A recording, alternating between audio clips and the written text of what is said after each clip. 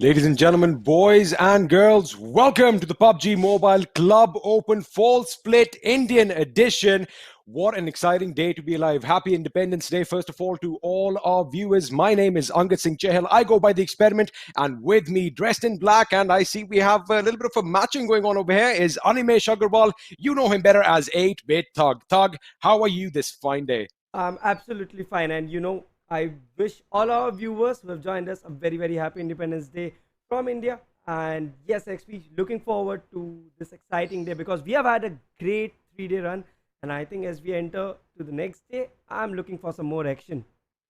Well, we've had explosive action right from the start on day 1, 2, and 3, and we're going to expect the same on day 4. And today is going to be the day when all the teams are going to be on a level playing field. So all those teams who are behind, they have a chance to make up those points. It is, of course, going to be Group B going up against Group C today. But Thug, it's going to be exciting. Of course, it's a special day for all of us as well. I think that is going to, just push the teams to perform a little better.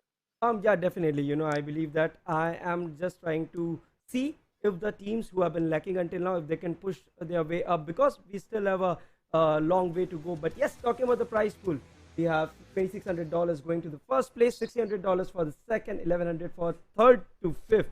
But what stands out as always is about the slots that, the 5 top teams from PMCO get to play in PMPL for ultimate glory.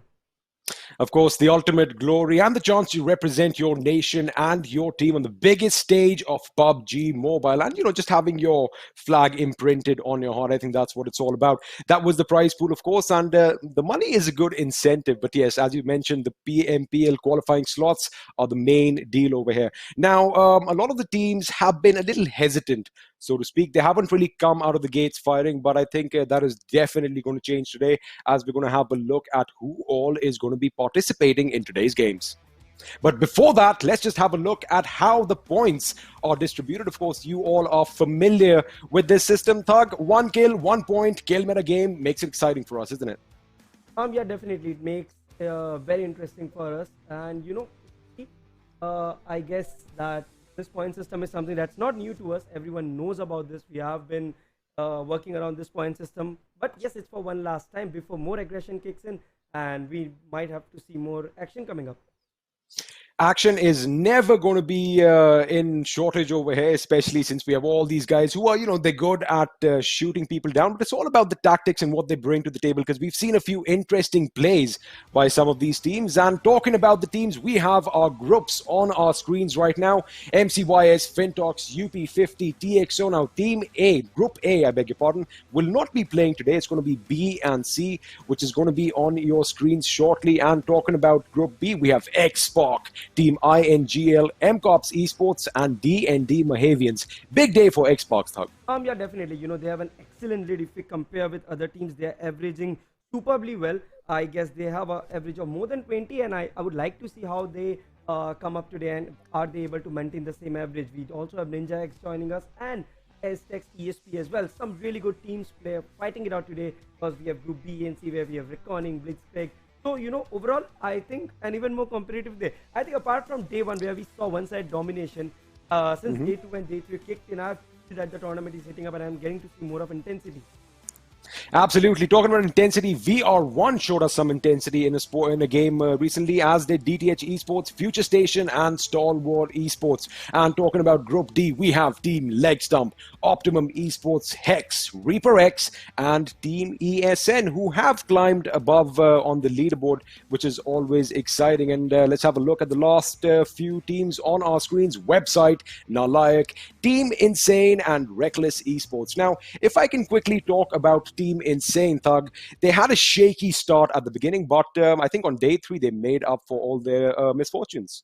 I guess yes, they would also they would also need to make up for them. They have already done their part, but they need to do it even further, because what I felt after last night, the games that we had yesterday, is that teams are now moving very neck to neck. Every team got that chicken dinner. A lot of teams came directly from the bottom to the top, taking that single chicken dinner. Now I think a lot of teams who are going to be playing their second set of games, what I understand from that is that these teams would have to just fight it up and come on top. But yes, I believe that today is a way more intense day than we had yesterday, because I just realized the deck looks very interesting that we have for our viewers today.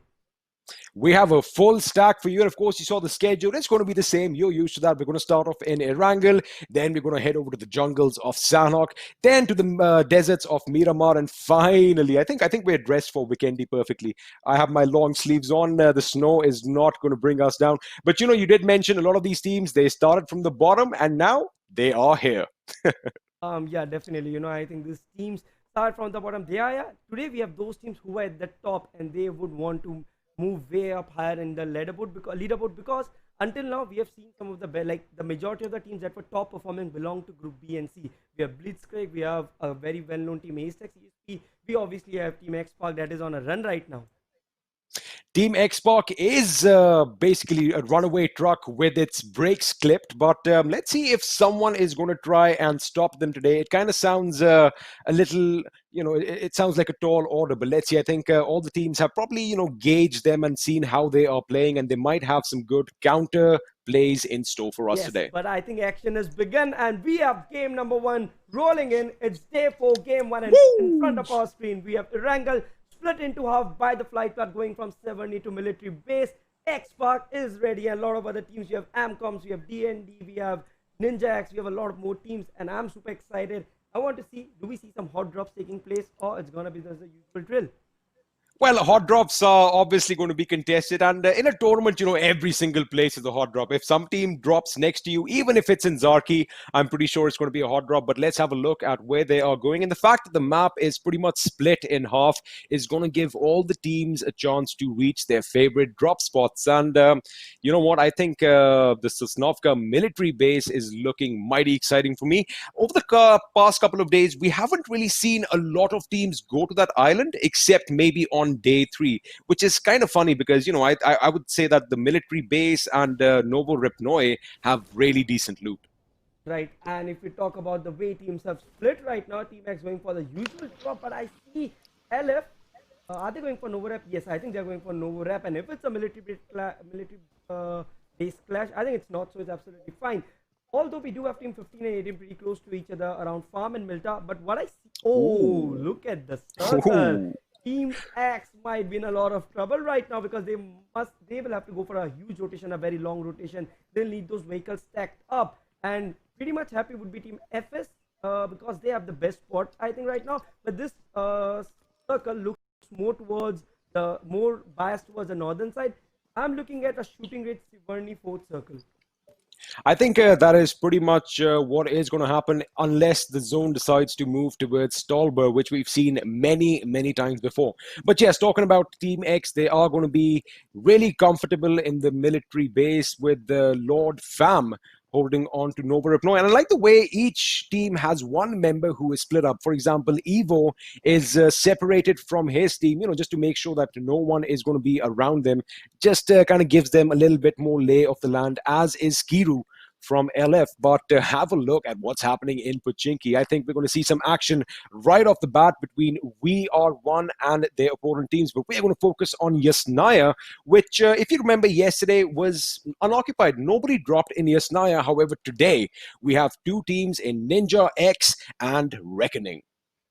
Right, and let's talk about RG, Exotic, Clowny, Tez, Group White, and talk about this players reckoning. They are a good side, but then I felt that, you know, it's a lot of pressure is being put on Clowny, because whenever I've seen them, Clowny go down on day 1, on the first day of RG's fights, the team ultimately went down. Taz also is another player that's gonna be on a that I'm gonna be on a lookout for, because that day, if you remember XP, we saw Taz pull off some really good kills. I think it was at the game of Erangel, and the zone was somewhere around Rozhok, where he came in and he did show some good Mavericks. But then we'll have to wait, watch, and see if it was a one-time wonder or what it was. Yes, sir. And, you know, talking about Clowny, I guess he is like the anchor for his team. And once the anchor is not there, you tend to, you know, just kind of move a little adrift. I hope that is not going to be the case today, because we have come to realize that all these lads, all these players, all the boys and girls who are participating in the PMCO Fall Split 2020 Indian edition, they are very versatile. They know how to shoot. They know how to go about their game. And, well, that just makes it more exciting for us. But I want to see some action. And by the look of things, things, everyone is going to be focusing on looting right now, gathering as much equipment, weapons, ammunition they can, and hopefully we're going to see some teams collide and sparks fly. Right, and like you said, Clowny is the anchor for his team. But what I believe actually right now is that the way the meta has evolved, a team cannot rely on one player. Oh yeah. The entire squad needs to be self-sufficient. Every player should know the role. Every player should be able to handle or make up for the absence of the other. Because it's not that you cannot win a game with 3-man squads or 2-man squads. We have seen even tier 1 teams do that. Like I have seen teams. The greatest teams from India getting knocked, 2 players getting knocked at early in the game, but then 2 players eventually end up getting a chicken dinner. Also, I think in the case of Reckless, we did see that they Matt and Sniper going ahead and taking that 2-man, I guess a 4th finish, 8 kills. So it's about the role that every player plays. They need to understand that the game is not the same. The entire team cannot run, cannot be a one-man show. It ultimately is like every person should know how to play, when to change roles, and should be more about being dynamic, I guess. Absolutely. Just to add to your point, this is a team game after all. And as you mentioned, everyone should be versatile. But the thing is, like, everyone does have their roles at the beginning. But what separates the great teams from the not so great ones is that even if you lose a person of your squad, you adapt to that situation. You take on multiple roles, and well, that is what the mark of a champion is. So if these teams want to make it to the biggest stages of PUBG Mobile, well, they've got to be versatile, and they definitely have to be multi-talented. But right now on our screens, we have Revenge CORVUS. Now, Aniket, Crusher, Animesh, and Sahil are representing this team today. And by the looks of things, they are pretty comfortable looting around Watertown right now, I do believe. And let's have a look at what's happening elsewhere. Not a lot of teams dropping at the containers. I only saw one team head that way, and I do believe it was STALWART Esports. But by the look of things, Nox is heading right towards them. Right, and looking at the way RG and D&D are closing in, we might get to see a fight between them. We have FS also going for the rotation. Every team wants to chase the best spot in Northern Ireland, because we know that in that island we have very few spots that are that can be termed as a safe spot for teams to take cover. But right now looks like RG might want to move towards 70. I think 70 could be a good spot XP for these teams to move on to.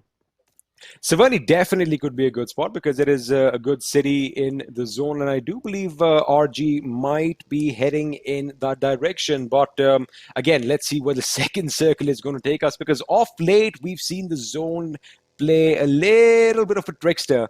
It's been mischievous. It's been bouncing from one end to the other, throwing a wrench in all the team's plans as far as rotations go. But right now, not a lot of action. Something uncharacteristic of the last 3 days, because we saw bullets being fired right off the bat, and we saw a few casualties early on.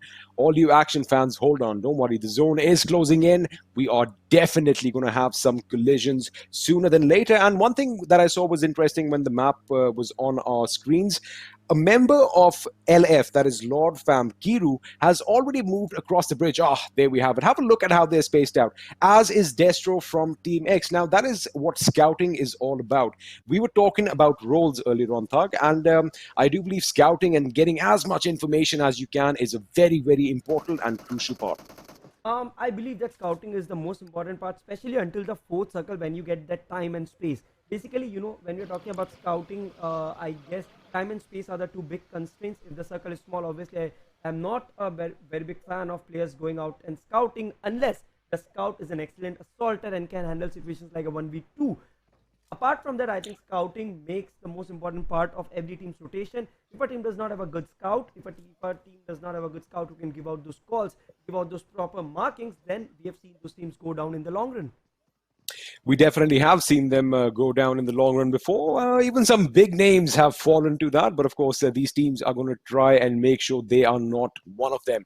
But as the zone is closing in, all the teams are pretty comfortable. Again, they don't really have to collide with one another. They have a lot of space to navigate around. And have a look at Team X and Lord Fam, still in the blue. But I'm sure they're going to be coming into the new circle hot and heavy, as they're going to have probably some of the best loot in the game. Yeah, I believe that these teams might just be able to have that make it to the very end, because they have the best loot. They went for the late rotation. They had one team had entire Nova rep to themselves. This team had military base to themselves. But yes, I don't know if they should have prioritized loot or early rotation. Right now, the circle looks very much in favor of all the teams apparently, because I don't see any team moving towards Stelva or Mention. So I believe again we are looking towards late interaction game, wherein because already we have 64 people alive and all the players are still present in the map. No, not many bullets have been fired. I think a couple of bullets fired. One of the players, Luknok, I think that was from Team LF. I think that was true. And the first drop of the game has fallen. The coveted Mark 14, very versatile weapon. You can use it at long range. You can use it at short range. You can use it to snipe, or you can use it as a fully automatic weapon. I mean, that is just amazing. And have a look at this. I think somebody has been knocked out. MCOPS Goofy lies bleeding in the field, and I think Pradhan is trying to make sure that he gets an angle on him. He spotted him, lets off a few rounds. They don't connect. However, I think we might see our first casualty of the day, and it is going to be a little bit of a problem for MCOPS. Goofy is going to bleed out. I just want to see who is the one who's going to get the kill. It is AZTECS Pradhan. Right, and one kill for AZTECS. MCOPS going down. MCOPS, like this team is just one team which was on a spotlight the other day. We're talking a lot about MCOPS. I think they've made some changes in their lineup, because I don't remember S3 coming up. And I think if I'm not wrong, it was Rambo. Rambo was from MCOPS, right? I believe Rambo is from another team. The members playing for MCOPS Esports are Iron, Goofy, UV, S3, and Phoenix. Now, we saw Phoenix earlier on in a couple of games. Right. So I think that's the best thing about having six-man rosters, Thug. You know, you can really change the dynamic of what your team is going to bring to the table depending on who your opposition is. You know, some people might favor certain maps. Some people might favor certain kind of play styles. So I think I love that you can switch it up, and you can actually keep the other teams guessing. So I think that is what MCOPS is trying to do today. But meanwhile, Blaze OP over here gets a knock on T-God, and that is going to be the first action that we see NINJAX team under heavy fire. What are the other gods going to do about this? And for those of you watching who've tuned in a little late, I don't know if you know this, but all the members from NINJAX team are gods in their own rights. I think we have T, X, Y, and Z. I like that. Yeah, I believe. And also we have one guy sitting out. I think that person is... there's one more guy who's sitting out of the squad, and that person is also another kind of a god. But then, yes, like you said, gods playing for NINJAX, but they aren't able to show their powers, because right now we saw STE coming up with a nice knock. And talk about STE, STALWART Esports, a very fine name when it comes to the PUBG scene. This boys really need to push it up. They definitely need to push it up. And talking about gods, really, I do believe the last member is Java. So, you know, he can be a god of coffee or computer languages, if you catch my drift. But anyway, over here we have Punk with that M24 trying to get a lucky shot on his opponents. I want to see some sniping action. I don't know if you guys who are watching know this. I love the bolt action. I just love it. But anyway, the circles are going to be closing in. And have a look at how Team X have rotated all the way from the military bridge. They've gone a bit to the east, and they're now hitting the eastern edge of the zone, right in a collision course with DTHesports. And one name that sticks out for me from that team is Mogambo. Right, and let's wait, watch, and see how the circle moves in, because Mogambo, if he wants to act like one, needs to have that advantage of the circle, advantage of the correct position where from his team can get those kills. And right now in front of our eyes, we have Aditya, 428, Destro, Evo. No change in the squad. They do have one player sitting out who is another talented player, Austin. But right now, this four players trying to just move in, and they might have a 4v4 situation with they're DTH. going for it. Yes, they are going for it. They are chasing them. Team XSpark has come in so confident. This is like a high-speed chase. I love this. It's a hot pursuit. Team X are trying to chase down DTHesports as the zone has now shifted with Rozok pretty much in the center. So all those teams who were trying to get some footing in Severny, they're going to be heading down as well. I wanted to see a northern circle, but I think Rozok is going to be exciting as well, because you have the urban component, then you have the river next to it, you have high hills, you have a lot of open spaces. So it makes for, you know, a 360 degree of, fighting action. But meanwhile, Punk does finally get a knock on Aztec with his M24, and it's a headshot nonetheless. Definitely, and a headshot always looks pretty. But right now, I think there could be trouble for DTH, but no, it's BXP Sakriya who goes down, and Sam just picks up the car, and the damage wipes out Sakriya. BXP, BlitzkriegXP could be in a lot of trouble. We have a 3-4v3 situation. Naughty Bird trying to put up some sprays across the road, but then I think that's too long range looking at his scopes. I think BXP does not have good loot. I just saw Naughty Boy with a level 1 helmet. I think whenever these teams, I think that's a lot of I thinks, but still, whenever these teams go ahead and, you know, they have... Don't worry, Thug. We love what you think. Please, let us know more. Yes. So, you know, talking about BlitzkriegXP, I think they should have tried to focus more on the loot part, because when you're going against such strong teams, you have such strong teams fighting out for the #1 space, you need to have that loot. Seeing Naughty Boy having just a level 1 helmet, I don't know what's going on in their mind. I mean, like, you know, you have to prioritize circle, but then if you don't really go about collecting that loot while you have had the time, and yes, XP. You know, I think what happened over there, Thug, was that Sakriya was trying to go out ahead. Like we were talking about scouting a little bit earlier. So he went as a one man to that compound, which is at the edge of the current circle. And well, he paid the heavy price. Now, the thing is, you know, you mentioned you have to be a good assaulter. I feel scouting can be done from range as well. You know, you got to be quick on your feet. You got to look around. You got to get if you notice any movement, you've got to relay that information. And I think that is what went wrong over there, because have a look on the top of your map right now. DTH are firmly in control of that compound right at the edge of the zone. And well, BXP were trying to get in that same compound, but now they're going to have to be content staying out in the open. But all that can change any second now as the zone is getting ready to move out. And where is it going to go? I feel it's going to go south towards Rozhok, and it does. Now, this is just beautiful, Thug. Have a look. We have a little bit of an urban setting over there towards the east of Rozhok. We have those compounds just northeast of the school, and a lot of teams out in the open with some bridge and water play as well. This is going to be mighty exciting. Right, and looking at the circle, the way it has shifted, this is gone, like I said, it's going to be super exciting to see how the teams react to this. Because even me, like, you know, my assumption was the team would go towards the northern island, and a lot of teams had the same bias. But looking at the way the circle has shifted, a lot of teams now need to come in, and AZTECS would be in like 7 cloud 9 right now, given the fact that they did not get the early chance to move to the center. They had to rotate late. They ended up towards the edgy side of the circle, and now they're at the center. They are indeed at the center, and I'm just trying to make sure. We did see some action just for a split second, but I think that was just shots in transition as the teams were migrating to the new zone. But on our screens right now, we have FS, Futurestation, again, a team full of big names: Bopto, Pukar, Somraj, and Winter Storm. Now, these guys are trying to make sure that they cement their position in Rozhok. Meanwhile, MVP Prashant has taken a shot on Indian, and Indian seems to be under heavy fire as... Wait a second, forget under heavy fire. They've been obliterated and wiped out as the first team from this game. Yeah, I mean, like, there were 3 teams taking shots on Indian officials, so what do you expect? And meanwhile, we have AZTECS Pradhan picking off a player, and also FS Pukar going against RC, and RC could be in a lot of trouble here, although they have compounds, so they should play it safe. FS looks more, you know, like more in a conservative position, so in fact, it's FS who needs to be careful right now, but RC needs to ensure they don't go out in the open. They don't give FS that opening that they are looking for. A lot of teams need to make inside the circle.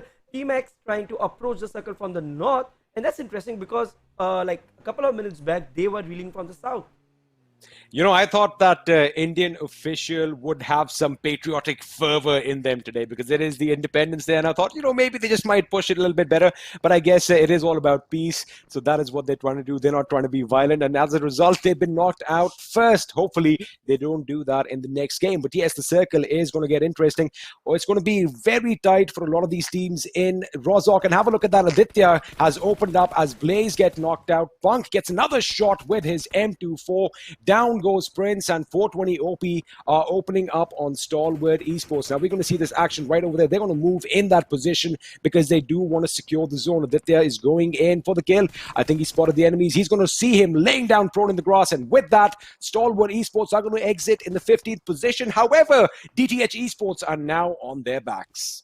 Right, and looking at the way Team X has been performing, there's no stopping to this 4 guys. They have been putting up the best show among all other teams. DTH right now has the biggest hurdle. That's Team X standing right in front of them, guarding the circle. They need to move in. They need to ensure that they have that They need that opening to enter the circle, and the opening needs to come in the form of taking down a player of Team X. Destro is prone. They're trying to ensure that, they don't miss out on any kills. Look at the number of vehicles these guys have been able to manage. But look at that shot. A car, I think that's a SKS coming in from RG and picks up Aditya. Even Evo was pretty low, but he healed up. I think that they might be in a good position to get revived right now. Smoke screens should be deployed, but the blue zone, right at the edge of the blue zone. Destro and Evo low on HP. They need to patch themselves up as 420 OP is going to go in for the revive. Meanwhile, elsewhere, Aztec Pradhan gets a knock on DTH Sam, and you can just have a look at DTH on the right of your screen as Mogambo goes down as well, and he has been wiped out from this game. But wait a second, Reckoning are coming in hot from behind, and that is going to be problematic for DTH Esports. However, looks like Taz, we were just talking about this lad a moment ago. He has his eyes set on Team X. So right now, the teams have an idea where each other are, and it's just going to be exciting to see what they come up with. Right, I need to see how this boy is actually fair, because right now the circle is becoming more trickier. We were talking about balance games, balance circles in the last on the last day, but right now we are seeing the circle in Erangel playing with the players. We have NTYX, Vigot trying to pick off MCOPS. We have AZTECS taking off DTH Sam, and also we have Aztec Pradhan, who now gets a domination of 3 kills. And Pradhan right there is doing a great job for his team. A lot of players falling to the pressure of the circle. Like I said, never make the zone your enemy, because when the blue zone is the only thing that you can't run away from. You need to enter. That is absolutely.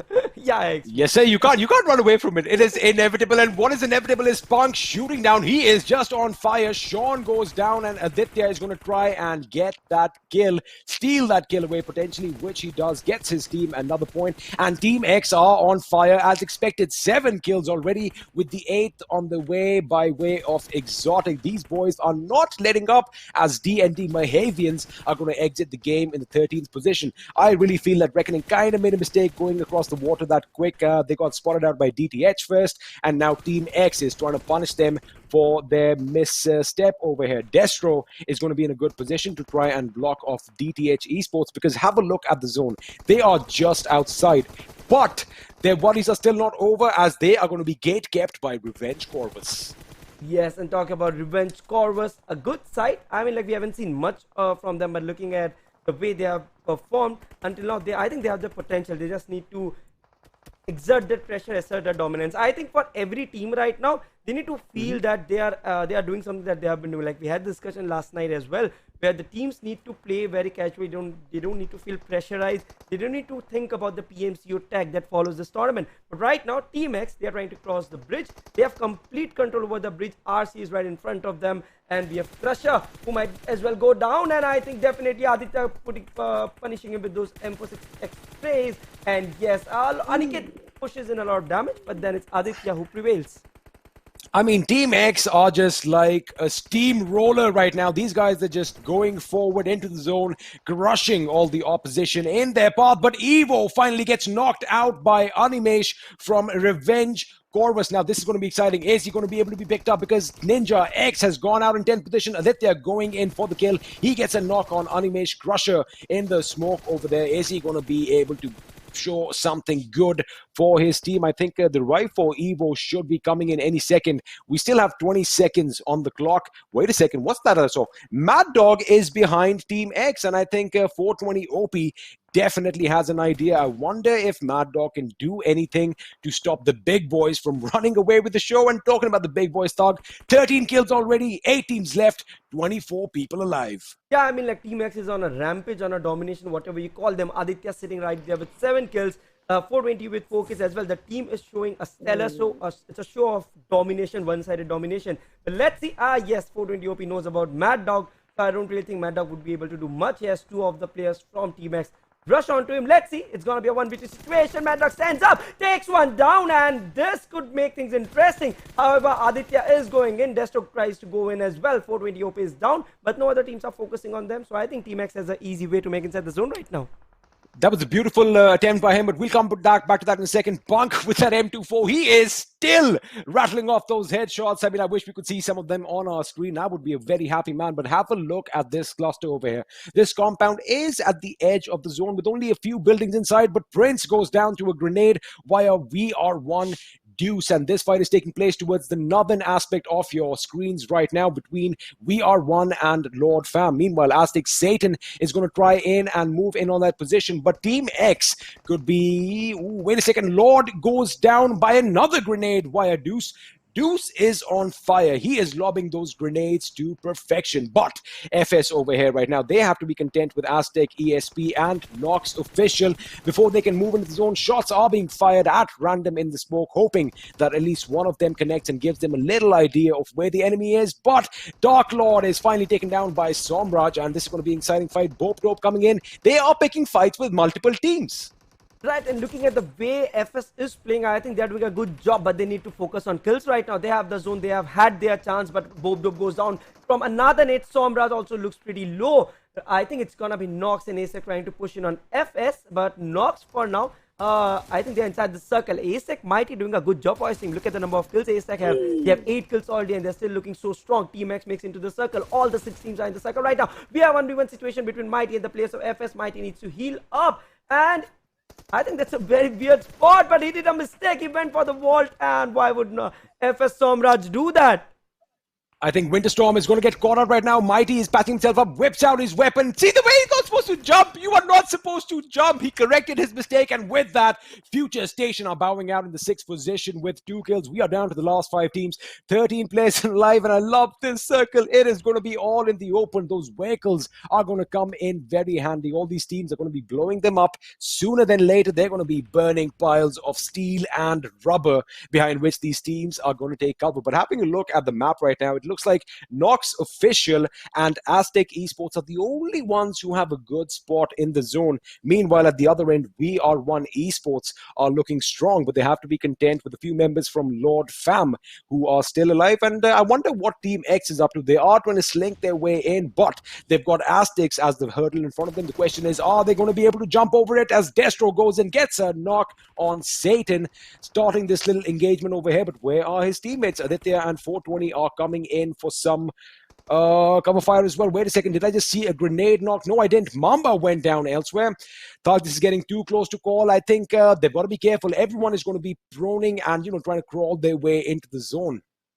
Yes, I think, Team XSpark is steamrolling other opponents. The way Destro moved it out to open. 16 kills. Yeah, 16 kills, and Satan had a TPP advantage. Like, how can you miss an M4 versus an AKM fight? Nevertheless, we have Team XSpark going down via one skeleton, spotting Team X 420 OP, but yes, it's a cover fire coming in from Destro. Let's see, but another cover fire coming from VR1. It's a 4v3 situation. XSpark, I think 420 OP gets wiped out. It's Aditya Destro taking on 4-man VR1 with 4 kills right now. Skeleton is knocked off. VR1 race trying to wipe out Lord Fam, and this team is looking so strong towards the end circle. Lord Fam getting eliminated. Punk with a grenade on Destro. That is going to be a major knock. I think Team X are down to 1 man, and Aditya is on fire. But can he do it for his team? He cannot. XSpark bow out in the 4th position with a very impressive 17 kills. We are now down to the last 2 teams. I was just going to say 3, but Aztec Esports again frag heavy with 10 kills. Down to a 2-on-1 situation. It's going to be VR1 Esports up against Nox Official. Mayank versus Punk and Skeleton. Right. 2 teams left. It's a 2v1 situation. I'm not really sure if Nox got this or not, because VR1, we have Punk and Skeleton, like you said, 2 very top-notch players. Looking at the way they have 2 and a 1, they have 2 and a single kill each respectively. Mayank does have the, actually none of the teams have zone right now. All the 3 players are outside the zone. Mayank has a advantage, that's the tree, but then he needs to be careful right now, because if he takes a peek, it's gonna be 2 players taking a shot on him. And if even one of the bullets connect to his head, and that's the GG for Mayank. I think Mayank might as well try smoking his way up into the zone, or what do you suggest, XP? I want to see some decoy smokes over here. I want to see him throw a couple of smokes, but the problem is, Thug, he doesn't have any. All he has is 5 bandages on him. So he is going to be taking cover behind this bush, which is a good idea as Punk has moved in behind that airdrop. Now Skeleton is in a good position as he's going to slink in. I think he's going to get in the car and move around. That is exactly what he does. He is driving around trying to get that exposure for that position, which is exactly what happened. And Punk gets it, wiping out Nox Official for the winner chicken dinner and the very first game once again by VR1 Esports. What a performance by them, Thug. Yeah, definitely. We saw VR1 on their day one getting that first chicken dinner, which really shows that VR1 has a really strong game when it comes down to Erangel.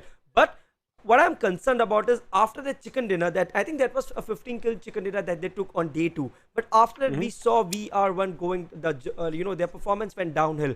I just hope it's not the same case today, because they look like a good side. They know how to hold the position. They know how to chase the circle. They are doing a few things which are right, but the wrongs do overshadow when we move on to the remaining maps. So I just hope that they don't do it this time. But yes, kudos to BR1 and Team XSpark. They played excellently well. XSpark 16 kills, third finish. I'm pretty sure they're 17 kills. I guess they'll be putting 17. up. Yeah, they'll be putting up 27 points on the points table, and they might as well just end on the top.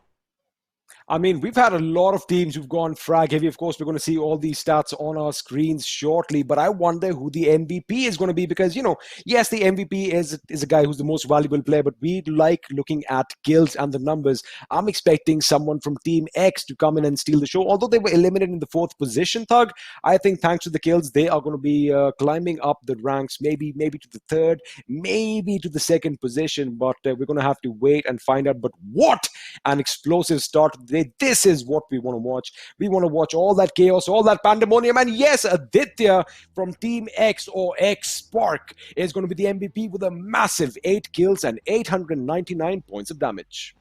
Right, and looking at the way Aditya has performed, I think he did a great job for his team. 8 kills, 899 damage, and a lot of distance covered. I mean, like, obviously, looking at the circle that it was, the team dropped at military base, and then they had to move their way up. They even went to the north up, and I remember they approached the 4th circle from the northern side of the circle. So this guy from the northeastern side, from the northeastern side. I think this guys did a great job with the rotations. Some good IGLing that we are going to see. I was actually expecting them to hit the circle from Pochinki and then make their way up there. But, well, that is what separates great gamers from, the budding ones. So if anybody wants to learn some tips and tricks, look up at XSpark. But let's have a look at the top 5 players from this game. And no surprises, as we have 3 members from XSpark on our list right now. Of course, Aditya leading the charge with 8 kills. 420 OP with 5 to his name. AZTECS ESP had a good game as well. 4 kills for Pradhan with a massive 880 points of damage. Destro in 4th with 4 kills. And VR1 Punk. Now, he might only have 3 kills, but he has more than 750 points of damage. And let me just tell you one thing. A lot of them came from that sweet bolt action, the M24, popping those headshots. And you know what? I have a big smile on my face because of that. I mean, like, I was about to say that, when you see a person sniping, XP has a very different soft corner for sniping, because you were one of the best snipers in game at one point of time when you were active competitively. But then XP, let me ask, do you miss playing these events? Like, both of us, we have changed our roles entirely. We have shifted our focus. But we'll talk about it. Let's quickly talk about the points. Okay? Hey, before we talk the points, I'll just say one thing. I'm getting too old for this. That's it. It's now the kids. It's all these youngsters who are on top. And let's have a look at the standings. VR1 Esports on 1st position with 9 kills. XSpark, they finished 4th, but they are going to finish 2nd in the post-game standings with 25 points thanks to their massive 17 kills. And let's not take anything away from AZTECS Esports, Thug. 10 kills, 10 placement points, 20 in all, for 3rd. I think, they did all the top 3 teams, AZTECS, XSpark, VR1, they played really well. Looking at the number of kills there, I think they are sharing approximately 70%, 26%, 36 kills being shared among the top 3 teams. That's a great job for them. But yes, I'm really concerned about STALWART Esports, Reckoning, MCOPS, and NINJAX. NINJAX we saw performing really well on day 1, but then today they did not have a really good start. Well, I guess, again, it is the first game of the day. We still have 3 more games in store for all of you watching at home, and maybe things are going to change. We obviously want to see all the teams performing well, and we are fans of great plays. I mean, if you show us something great, we are just going to lose our minds. But XSpark, Thug, these guys are coming out hot, 17 kills, and we were talking about averages earlier. I don't think any team's going to be able to catch up with them.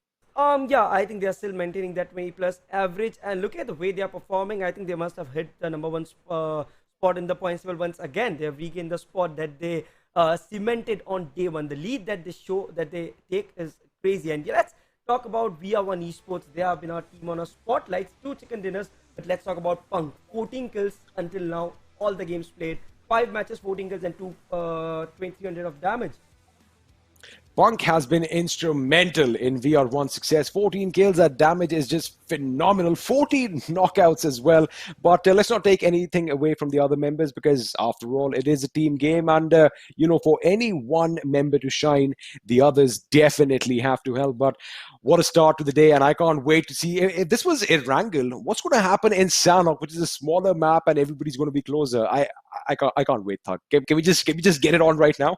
Yeah, obviously I'm waiting for Sanhok because it's the shortest mess, quickest map, and we get to see a lot of different kind of strategies. I think every Sanhok that I've seen is a different one. That's the best thing about Sanhok. You won't see strategies being repeated because no one can predict what's going to happen in Sanhok. Sanhok is the most unpredictable map. It's a game changer. I think among the 4 maps, if you talk the one map which can go anyways, which can go towards any team, I think that's Sanhok. But yes, I think we'll discuss more about Sanhok once we have the next game coming on. But right now, let's quickly take a look at the points table. That's the overall standings. Ooh, and XSpark have regained their top spot with 3 games in hand over TXO with a total of 110 points. These boys are just dominating with 54 kills. In second, TXO, they've played all their matches for now at 102. Team Mayhem in third with 99. Website in fourth with 89. And just have a look at one thing. XSpark have 3 games over everybody else in the first quarter of the leaderboard. Now, that is a massive, massive lead. Yeah, I mean, like 22 points on an average. That's an average. No other team. It's like no one is even close. I think the next best average, actually, I missed out the first points table, or else I could have figured that out. But nevertheless, we have some good teams here. VR1, Blitzkrieg, VR1 also has an average of 10.2. We have Blitzkrieg with a 9.2 average. So a few good numbers that we're getting to see. But yes, like you said, no one is a cent close to where Team XSpark is. But having a look at the games, I think VR1 Esports are having a good show as well. 5 matches played, 78 points for them, as is AZTECS Esports, as they are climbing up on the leaderboard. Although they are mid-table, they are definitely going to be setting themselves up for the later stages. Having a look at the third quarter, we have Team ESN who played 7, FINTOX who played 7, and this is the chance for teams like Futurestation, STALWART Esports to actually make an impact on this map. Now, unfortunately, in the 32nd position, we have Indian officials. But again, they played 4 matches. They have 3 more games to go. And we've said that, a couple of good games can make it or break it. But by the look of things, they might be leaving it a bit too late. Yeah, I guess teams need to start pushing up now, because I think we have lost that time where we used to discuss that, okay, it's a long journey, because I think 5 games already done. We are almost halfway the tournament. So teams need to start pushing up. Teams need to start ensuring that they are not losing here on, that they are their best in the games to come, because as day 2 ends, we all move towards the last day of the each team will get just one more day to make their way into the top 24. I think that's where a lot of things change. So teams need to be very careful for the remaining 3 games that we have got in front of us today. But let's see how the day unfolds. We still have a lot more time left. I'm gonna push to a quick short break, XP, and we'll be back with a lot more action with Sanhok. Stay tuned, guys.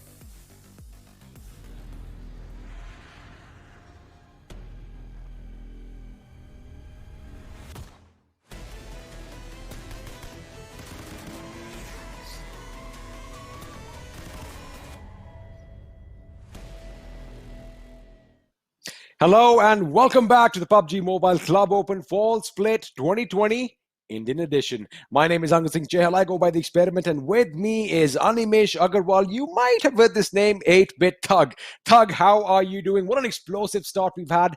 XSpark running away with the show, 17 kills in the first game. Yeah, I mean, XSpark is just a one-side domination in this entire PMCO. No team is even close to the kind of talent, the kind of skill, the show that they have put up. I'm just waiting to see how they perform in the remaining 3 games as we explore a variety of maps. We have Sanhok coming in now, and then we're gonna have Miramar and Vikendi to follow towards the end. I'm just talking about the schedule. We can just quickly have a quick look at what's in store. I've already mentioned Sanhok, Miramar, and Vikendi. Well, Sanhok is going to be next, and it's going to be exciting because the action is going to be crazy right from the beginning. Then Miramar is going to be a slightly slowish map, as will Vikendi. But I think it's time. I think it's time we get on that plane, Thug. Right, and I think talking about getting on the plane, we have the flight path in front of us from Camp Bravo to Nakham, and I believe it's pretty much towards the center of the circle, towards the middle half of the circle, so teams won't be having too much of a problem in going to their drops. Oh, the best thing in Sanhok is even if the plane is, say, entirely on one side, right? It's such a small map that traveling to your favorite drop spots is not going to be an issue. But I like the fact that we have a full house except one team. We are one this time around, are playing as a 3-man squad. We have Skeleton, Punk, and Rage. We have one lad missing, of course. Deuce is not playing, and they have another player, Rixie OG, who we haven't had the pleasure of seeing on our screens. But let's have a look at what the circle is going to form. It's going to form towards the southwest with a lot of water in contention. And, to be honest, the zone can go either way. All 3 islands are going to be in play, and it's going to be exciting to see where it finally ends up. Right, and looking at the way the circle has, the circle has come up, I think teams like RC, LF, they could be in a bit of worry and they would have to rotate a lot. But look at Team X, the drop they have taken, a completely split drop, super confident with the way they have approached the game. But they have MCOPS pretty close to them, and I think 420 OP might just want to be a little cautious about his position because there are 2 players of MCOPS pretty close to him. Apart from that, TND went to bootcamp, and I think just one of their players went to bootcamp. I don't realize, I don't understand why would they do that. I mean, like, if you're going to bootcamp, you need to go all in. If they had a hot drop or a clash drop, that one player would have gotten knocked out. Well, when you have a name like Knockout, I think the confidence is going to be a lot high. He's like, you know what, even if there's an opposition over here, I'm going to knock them out. But I think, again, maybe they were just, trying to see whether any shoots open up over boot camp. They were like, there's no one here. Why don't we all migrate towards that place and loot up? Because the loot is going to be substantially better than those little compounds scattered around that place. But right now on our screens, we have NINJAX team. Now, of course, all the gods are playing today. We have T, X, Y, and Z. And by the look of things, these guys are going to be looting up Camp Alpha on the northwestern island. But they've got to be careful because they have 2 teams pretty close by. Make that 3 teams because Stalwart Esports is to the north in Hot 10, so that's not direct competition right now. However, they've got to be careful about Reckoning and BlitzkriegXP, who are but only about 200 to maybe 300 meters away. So they've got to be careful about where they travel next. Yes, looking at the way MCOPS, Goofy, UV, Phoenix, all the 4 players are reeling right now. But then we have action coming in from Blitzkrieg, and that's Mad Dog picking a player off. And MCOPS, UV, they are just trying to move inside the circle. They need to cross the query region, and that's Clowny going down. And once again, XP, RG is losing Clowny in the very beginning of the game. Well, they are losing their anchor. It's going to be... he's trying to knock him down. And a couple of his teammates are coming in for the revive. I think Mad Dog might have left it a bit too late. But wait a second. Noob YT reciprocates as he gets a knock on Sakria from distance as Zero and Taz are trying to make it to their teammate. Now, are they going to lose their anchor? Are they going to go adrift? We are going to have to wait and watch out. Ooh, Mad Dog was in a wonderful position to knock them out. But I think Taz finally might get a revive on his fallen comrade. Meanwhile, the tables have turned, Thug, because Zero has finished Sakria, but Mad Dog gets a knock on Taz. So Clowny is definitely going to bleed out, and Taz looks like he could be in trouble as well. Yeah, RG looks in trouble overall. Blitzkrieg did a great job holding the top spot and getting those knocks off. although they did lose Sakriya, but then Volt, Naughty Boy, and Mad Dog 19, they look pretty strong and stacked right now. RG would just want to, I think, back off. Zero needs to go for survival, and I think the revives won't really come in. The revives won't come in because if you had a look, Zero got off from his vehicle. So he's going to have to run his way across. And I'm pretty sure Taz is letting his teammate know, you know what? My run is over. You boys, best of luck to you. Hopefully you carry the flag forward. But we were joking about, you know, how Clowny is like the anchor earlier on. So I wonder who's going to be steering that ship now. It's all going to come down on Zero's shoulders. But Wold is going to take a few shots from that direction. Let's have a look at Taz trying to crawl his way back to his teammate. And it's going to be super surprising if he makes it. Wait a second. Is he going to be able to make it? Zero is going in for the revive. And he just places his hand on his head, on his back in the nick of time. I think he barely had 1 HP left, Thug. That is going to be one of the best revives I've seen. Right, and looking at the way teams are now moving, it's nice to see teams going for a lot of vehicles. This is something that I haven't seen to happen too much on the competitive side, where in Sanhok teams try to use vehicles. But recently, I think there's been a shift in the meta, and a lot of teams are relying on vehicles. But right now, we have NXT God, T-God trying to move it on Blitzkrieg, and let's see, can T-God take them down? Meanwhile, AZTECS takes on FS Dope, and that's an amazing fire coming in from T-God, but eventually he reels under pressure coming from Mad Dog, but the NINJAX team finally jumps in and they wipe out Blitzkrieg. I think Blitzkrieg spent way too much time on this cliff over here. They were giving their position away, and now Naughty Boy is the last man surviving because I don't see Volt coming out of this alive as well. I think NT, they kind of snuck up on them. You know, Blitzkrieg were fully focused on the team before them, and you know what? They paid the ultimate price. You can't do that in Sanhok. Sanhok especially is such a small map that if you fire a shot at one end, chances are it's going to be heard at the other. So basically the thing is, if you fire a shot, just expect a horde of enemies on your way. But Naughty Boy right now, the last remaining member from BlitzkriegXP, trying to keep the enemy at bay as Reckoning are trying to push in. And have a look at what Reckoning did, Thug. They kind of split up. A couple of their members went, ooh, Volt, you know what? Volt's like, I'm not going to let you find me. He fell to his death. Of course, he did give his kill point to the opponent team, but a kill is a kill no matter how you get it. A Noob YT is now trying to move in. Is Naughty Boy going to be able to survive this assault? Right, and looking at the way Naughty Boy is standing, I think it's going to be a very difficult task for him as 3 players from RG move in. He takes down 1. He might as well take down 2, but no, he's too low on HP to be able to put up a fight. Naughty Boy is out there, pretty low, and I think there's another one taken down, and Naughty Boy might as well do a 1v3. He is going for the pre-fire. He needs to somehow heal up, but he has no mans. No, is he going to pull off a miracle over here because he's on 1 HP? He got 1. No! Finally, Taz coming in once again and saving his team. BlitzkriegXP are going to be the first team to be eliminated in the first position. But what a display by Naughty Boy. I thought he was done for. He definitely had no heals on him. I thought he was done for, but he gets another knock on 1 HP, almost taking down Taz as well. That would have been one of the best clutches, one of the biggest upsets we would have seen, but it is what it is. And with that, Blitzkrieg are out of this game. But Thug, what a valiant effort by the lad.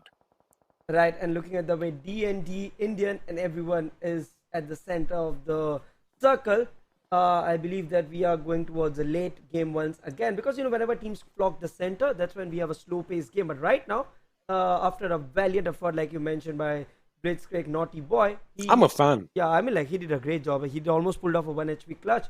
Nevertheless, we have MVP trying to rotate, and we have ST, STALWART Esports, Demon, we have Blaze OP, we have Robin. 3 players still standing strong, but Sarang went down, and we have seen him being one of the front-end assaulters for Stalwart. Now, Stalwart, you know, it's a loyal team. They're a hardworking team, and they show some performances every now and then. But they really haven't impressed me the last time they played, because they had a good start, but, you know, they kind of struggled midway through the day. I wonder what it's going to be like today. They didn't have the best start today, but I hope they want to change this. But right now on our screens, we have Team INGL, who call themselves the MVPs. And we have Mayur for the win, Sparsh, OP, Tango, and Prashant. They don't have a kill to the name yet, but they are trying to pick a fight with the team that we just mentioned moments ago, STALWART Esports. But they've got to be careful, because I do believe Reckoning was in the background, or maybe it was another team. I think the colors are going to confuse me. Wait a second. It is Robin. He's going to be lobbing a grenade. Wait, Mayur is lobbing a grenade. He wants to reciprocate. He messed up his grenade, and he goes down to Indian Nick. No, I beg your pardon. He goes down to Mayur for the win. Indian Nick is the one who actually got a knock on one of the members from Team INGL. So now a fight is breaking out, a three-way fight, if you will, between STALWART Esports, Team INGL, and I thought he was going to get a knock over there. This is going to be exciting. Now the thing is, Thug, we see all this action taking place right now, but what's the call over here? Should they back out, go for better positioning? Because they are spread out too thin. Yeah, I think look at the spread that they have. They need to back off individually because they might get stuck. You know, when you are spread out and when you have those, when you fire those shots, you alert the opponents in your proximity. Like right now, Indian has focused on MVP as well, and same for Stalwart. So basically, you know, I believe the best option for MVP right now is to hold ground. They need to be calm. They cannot make moves that might get them picked off. But right now, we also see Indian might come under fire, as I saw another team trying to sneak in towards Indian. I do believe it was DND MAHEWIANS who are trying to sneak in as well. And I think Indian Raj has an idea that there is opposition at this front as he's going to get his M4 out with that 3x and try and get a location on the enemies. But now the thing is, the zone has changed and it is in their circle. And talking about the zone, we are going to be heading towards the southeastern, or I beg your pardon, the southwestern island, the Painan Island, the Ruins Island, as we like to call it. And a lot of teams are congregated in and around the ruins, which is going to be exciting. I want to see some hidden warfare, if you know what I mean. But a lot of teams are coming in. I might see some action towards the southeast of the circle, as well as we have FS Nox official heading pretty much on a collision course with one another. But a team that has kind of impressed me right now is NINJAX, because they're playing smart. They are picking fights with the big dogs and they're backing off. They're not overextending. I think this is what they're doing a good job. You know, this is where we are seeing a show of composure and calmness. They know that opponents do mistakes, and they want to capitalize on that. They don't want to go out in the open, because over the last 3 days, actually, what I've seen is that a lot of teams here don't have that calmness and composure when it comes to a 4v4 situation. They do a mistake, they go out in the open, they don't know how to hold their ground, they don't know how to stay put, they don't know how to capitalize on the TPP advantage that they have. I think the way they are not overextending and staying close to each other, they're doing a good job. But meanwhile, NINJAX, look at NINJAX, they're out in the open. T-God, I think he's towards the edge of the house, because from my POV, I think it looks like he's okay. No, he was out in the open. So this is what I'm talking about. These players need to be careful, because the opponent has a huge TPP advantage for themselves. Absolutely, and practice makes perfect, of course, and the more experience these boys and girls build up, the better they will get with time. But yes, T-God is in the open, but it does seem like he has cover and doesn't really have to worry about his back unless it's from distance. But have a look at Y-God. I think he's moving in towards the enemy's location, and I think Team INGL might be in trouble, because on one end, they've got NINJAX, and on the other, they've got Indian Official. And, just to add a few more names, STALWART Esports can also to be in a position to lay down some lead in their direction. And talking about getting knocked out, Tango gets knocked out from Team INGL. I wonder what they are going to do about this. Yes, looking at the way MVP somehow gave up their player Tango, so they need to be now careful, because looks like NINJAX were waiting to jump in and pounce in, but now we'll have to wait for the movements that happen from the side of Ninja. But looks like Ninja wants to hold ground. They still want to wait for MVP to now make another mistake, and maybe then they could have gone for the push. Right now, 55 players, 15 teams still alive, 13 minutes into the game of Sanhok, and this is a very different Sanhok that we are getting to see, XP. This is unprecedented. You don't see this many people alive in Sanhok at this time. I think every team, they're playing a little careful. They're not really picking fights, willy-nilly. They're trying to make sure that they only pick fights that they're confident they are going to win. But have a look at Z and X from NINJAX. They are kind of exposed right now. I think that, the problem is, Thug, we talked about this earlier, that teams seem to have blinders on. Once they start engaging a fight with the team, they only focus over there, and somehow they forget about the rest of the world, and that comes to bite them in the backside later on. I wonder if that is going to be the case with NINJAX team over here, as STALWART Esports are moving in as well. But I guess I can give them some credit, because they do have water to their back, but it is shallow waters, and anyone can traverse really quickly. Yes, and looking at the way STALWART has been performing, I think, they are a good side. Like, they have Blaze, Demon, etc. playing, and they have been in the scene since a very long time. I've seen them reeling around at the tier 2 teams, among the tier 2 teams. Right now they have the circle, they have the zone. They just need to capitalize on this, which they have been failing to do. They have been failing to convert their strong points into wins. Right now we also see Team XSpark, NOX and DTH approaching from the south. You might get to see a NOX versus TX situation. They look pretty close to each other. I think that is inevitable because Destro and Evo are a little far behind as compared to 420 OP and Aditya, and Nox, Octopus and Mayank can be in a good position to lay down some suppressive fire. I think that is exactly what's going to happen. Octopus has an idea where Destro is. Now Destro is relaying that information. Have a look at your minimap. All the players are now coming back. So Octopus, they have to act quick. They have to act quick about this gentleman over here. But Destro is spotted out by Octopus. He goes down and he is going to be finished within the blink of an eye. Team X or XSpark are going to be one man down. But the question is, are they going to pick a fight at the edge of the zone, or are they going to try and move in? Because the zone is 227 meters away with 15 seconds on the clock. But they are in a predicament. Nox official have the high ground. So if Team X do decide to back off, they need to deploy a lot of smoke grenades unless they don't want to be spotted out. And I think that is not going to be an option, as Nox official are going to be applying the pressure right about now. This is what I was talking about. Nox Octopus went out in the open. Aditya took great space, and just like I said, the teams that are underdogs don't realize the importance of calmness and composure. Look at the way Octopus is coming out in the open. Obviously, Aditya is gonna pick him off. For me, by the looks of it, I think Nox official are doing a wrong job. And yes, what was that? Down. Why would he go out in the open? They had a height advantage. They went downhill. Who does that actually? Now, they just jumped the gun over there, Thug. They just jumped the gun. They got a little over-ambitious. They were like, you know what? We got a member of Xbox. Let's be the underdogs. Let's be the unsung heroes. Let's wipe them out. That could be a devastating grenade by Evo. Does he realize it's a grenade right next to him? I think it bounced off just a little bit too much. Otherwise, that would have been a major blow for 420 and Evo. But Octopus, that was a little bit of a blunder on his part. Let's have a look and see what King Ankit and the other lads, Slay God and Mayank, are going to do about it. They are logging grenades with good precision. Evo finally bites the dust, and what a second. 420 OP took some damage as well. He is going to go down to the play zone. Aditya is going to be the last man standing for XSpark. A lot of weight on his shoulders. Octopus knows his game is done for. He's trying to relay as much information as he can as King Ankit, Mayank and Slay God are going to move on, but Aditya says, no, I have other plans. He gets one knock. Is he going to get a second? He gets the second, coming down to one-on-one situation. Now this is where experience talks, and wait a second. Aditya has done it, Thug. Nox official getting eliminated in the 15th position. Xbox are still going to live to fight another day. And the way Aditya played, I think valiant effort. That's, like you said, that's where experience counts. That's where you talk about them being like no team is as close to the skill set that Team Xbox is showing.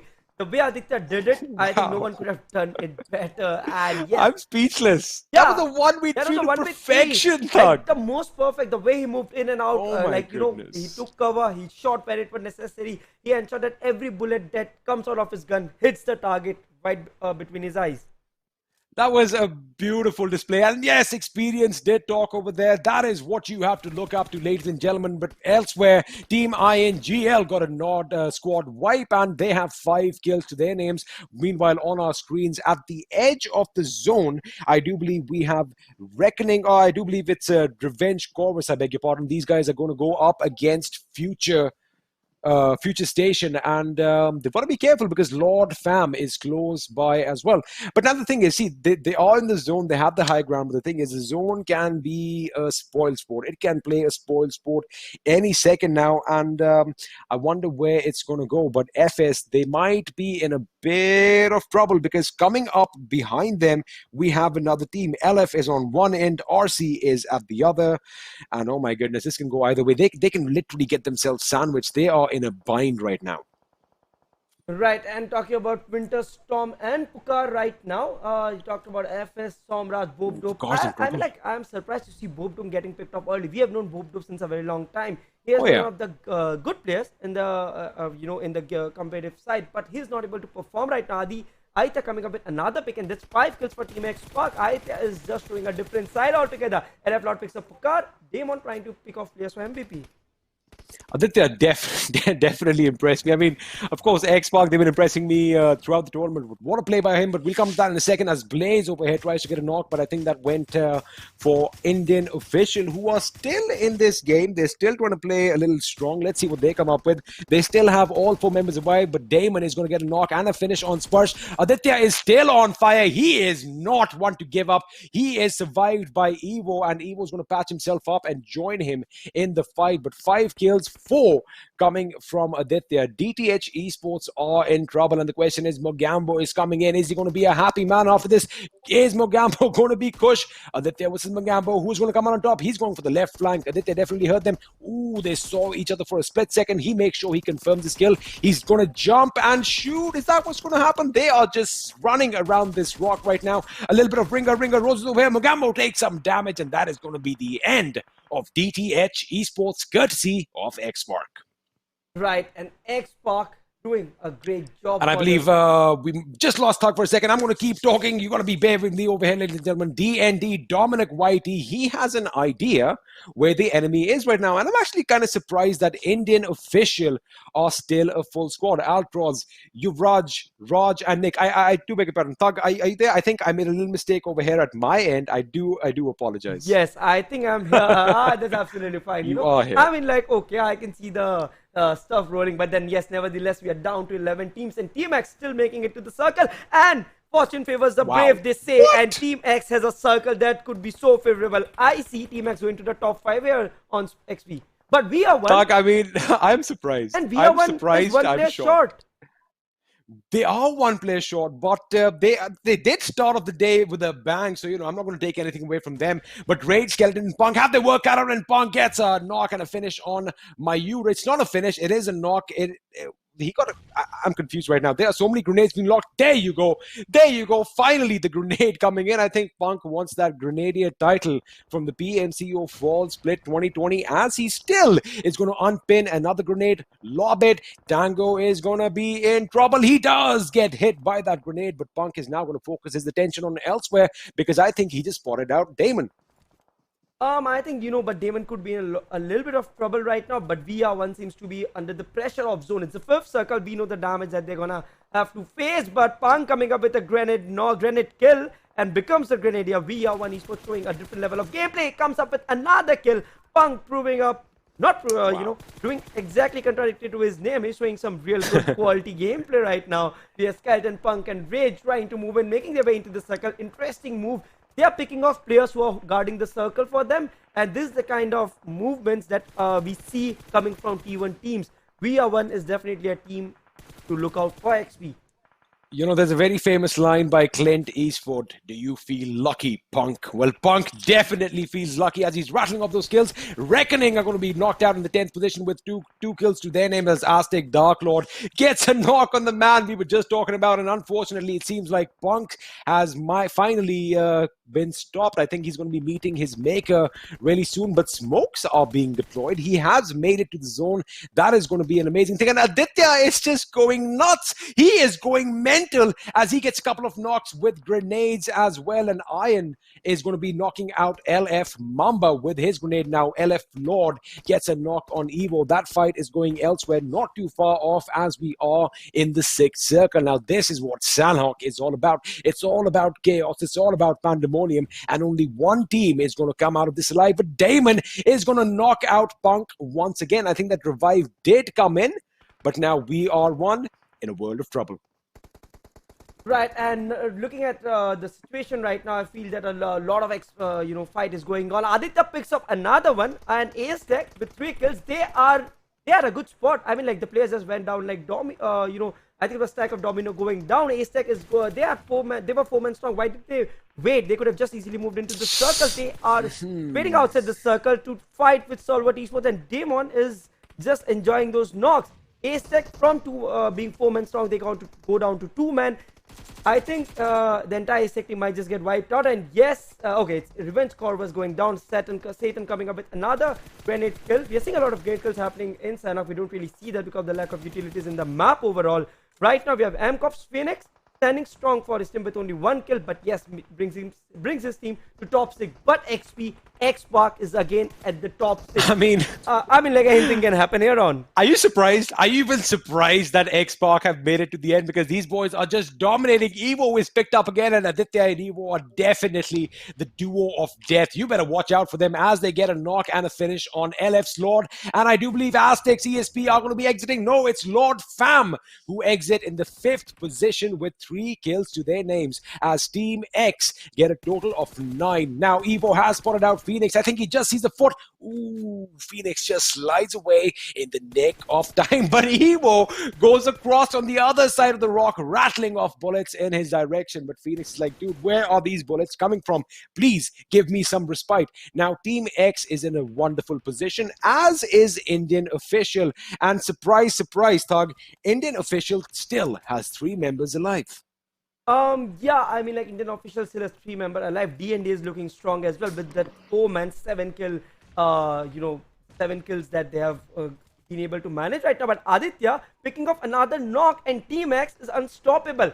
I won't be surprised if Team X does the impossible, pulls off a 2-man chicken dinner, because we have another team going down. TX making it to the top 3. It's a 4v3v2 situation, whereas Indian Team X is going ham on Indian right now. They picked and that's another one. Goodness! And TX 12 kills. Aditya with 9 kills is looking so strong right now. What is happening? This is the experience coming in. Indian Official had no idea where to go. They went from one end, they got shot by one player. They went to the other, they got shot by the other. But Aditya over here again with a little bit of a clutch as Evo went down. I do believe a couple of members of D&D are down. Knockout is going to be going up against Aditya in a one-on-one situation. It can go either way. Aditya whips out that AK ratatatat on the enemy. Is he going to achieve victory for his team against all odds? He does! And Team X, XSparks are going to be your winners from Sanhok. What an amazing performance, and one name is going to stand out for me. It is going to be Team X Aditya. I am shaking right now, Thug. What a performance by this young man. I mean, yes, what a game. Wow. I mean, like, TX did something that I haven't seen happen since a very long time. Talk about comebacks, talk about extraordinary performance, talk about being an extraordinary. I think Aditya is there for you. We have found a new talent, a player to look out for in the coming days, and that's gonna be TX Aditya for you. I think we are gonna be talking about this boy for the next 6 months. Not just Aditya, the whole team, Evo and XSpark, of course, we know where this team comes from. They've got experience. They've got all that experience under the belt, and it is showing. They are just playing. They are just toying with the enemy right now. The way they took out Indian Official, the way they took out teams before, I'm flabbergasted right now. What a performance by these boys. But I'm happy Indian Official made it to the 2nd position. They had a good outing as well, as did a few other teams. But there's no. I'm speechless. I don't know what else to say. I mean, like, this guy's pulled off a 15 kill chicken dinner from two of their players getting knocked out. I think at the 12th spot, they pulled off a 15 kill chicken dinner. XP, I don't know what to make out of it. They are at a different league. What they are doing, I don't think anyone else can do that. I don't see any team. They're not inch closer to the Team XSpark. There's no team, no one. They're literally there's no. They are a mile apart. There is no comparison over here. But I think that they might get ready to be picked up by some big teams, because this guy is definitely proving that, he's got all that firepower. He's got the smarts, and without a doubt, he is going to be our MVP with an impressive, massive 12 kills to his name. 1,302 points of damage. I mean, Thug, clutch after clutch after clutch. Wow, what are they going to bring next? I mean, I'm done. I'm done. Yeah, I mean, like, there's no stopping this team. There's no stopping these players. Every player performs when the team needs them. Each player has their own role to play. Each player is a complete player on its own. And that's why we are calling Team X a complete team. I'm super excited to see how, TX comes up and when they move on to the PMPL. Because obviously, the way they are performing, I don't see them making those mistakes. I don't see them choking out of the tournament. It's going to be super excited to see this newly made side come up against the elites as they proceed further into the tournament. Yes, XP. Absolutely. I'll come to my point in a second because we have the new thing on our screens right now. The top 5 players, Ditya, of course, leading the charge. His teammate Evo in the 4th position, carrying his weight as well. But what a game by MVP as well. 4 kills to their names, 467 points of damage for Mayur. D&D put up quite a show. 4 kills for Sean with 276 points of damage, and Lord OP had 3 kills to his name. Now, I was just going to talk about Team X, but I kind of forgot my point because it's a great feeling. But even for all the other teams playing right now, Thug, this is a team that they need to look up to. This is the team that they are locking horns with. This is the team they need to beat to prove to themselves that yes, we can make it to the biggest stages of PUBG Mobile. And I do feel that XSpark are going to have an extra target painted on their back, but it's not really going to make a difference. Yeah, and talking about, they had 16 kills. Dude. Absolutely. I mean, like, let's just take a moment of silence. Yeah, just let it sink in. Every other team, because just let it sink in. 17 kills in the first game, 16 kills in the second game, and that's it. I'm dropping the mic, and we should just get out. We should cut to a break right now and let people just. They don't even need those placement points. Even if they just go by their kills, their kill points would be enough to make them sit right on top. The way they are performing, I don't even feel like talking about other teams. D&D sitting out there 4-man, they ended up coming to the second spot. I mean, like, shame. Come on. Well, however, they did get 8 kills, so I mean, they are stepping up to the plate. VR1 Esports, 9th position, an early exit for them. Well, not an early exit as such, but not a lot of kills. Team INGL, I thought would be doing a lot better, but they did end up with 5 kills, so they are trying to get those kills up high. But Futurestation, BlitzkriegXP. Now, both these teams, they could have avoided that untimely exit, especially BlitzkriegXP, who spent a little bit too much time, as we saw at the beginning of the game. And well, Reckoning came in from behind and just slapped them right out of this game. Yes, I mean, like, every team had their moments, but like I said, looking at the way Team X came out from nowhere, these guys, I mean, like, they just snatched, they are like just going ahead, snatching victories from. You're still as shocked as I am right now. I mean, like, this is amazing. Like, forget.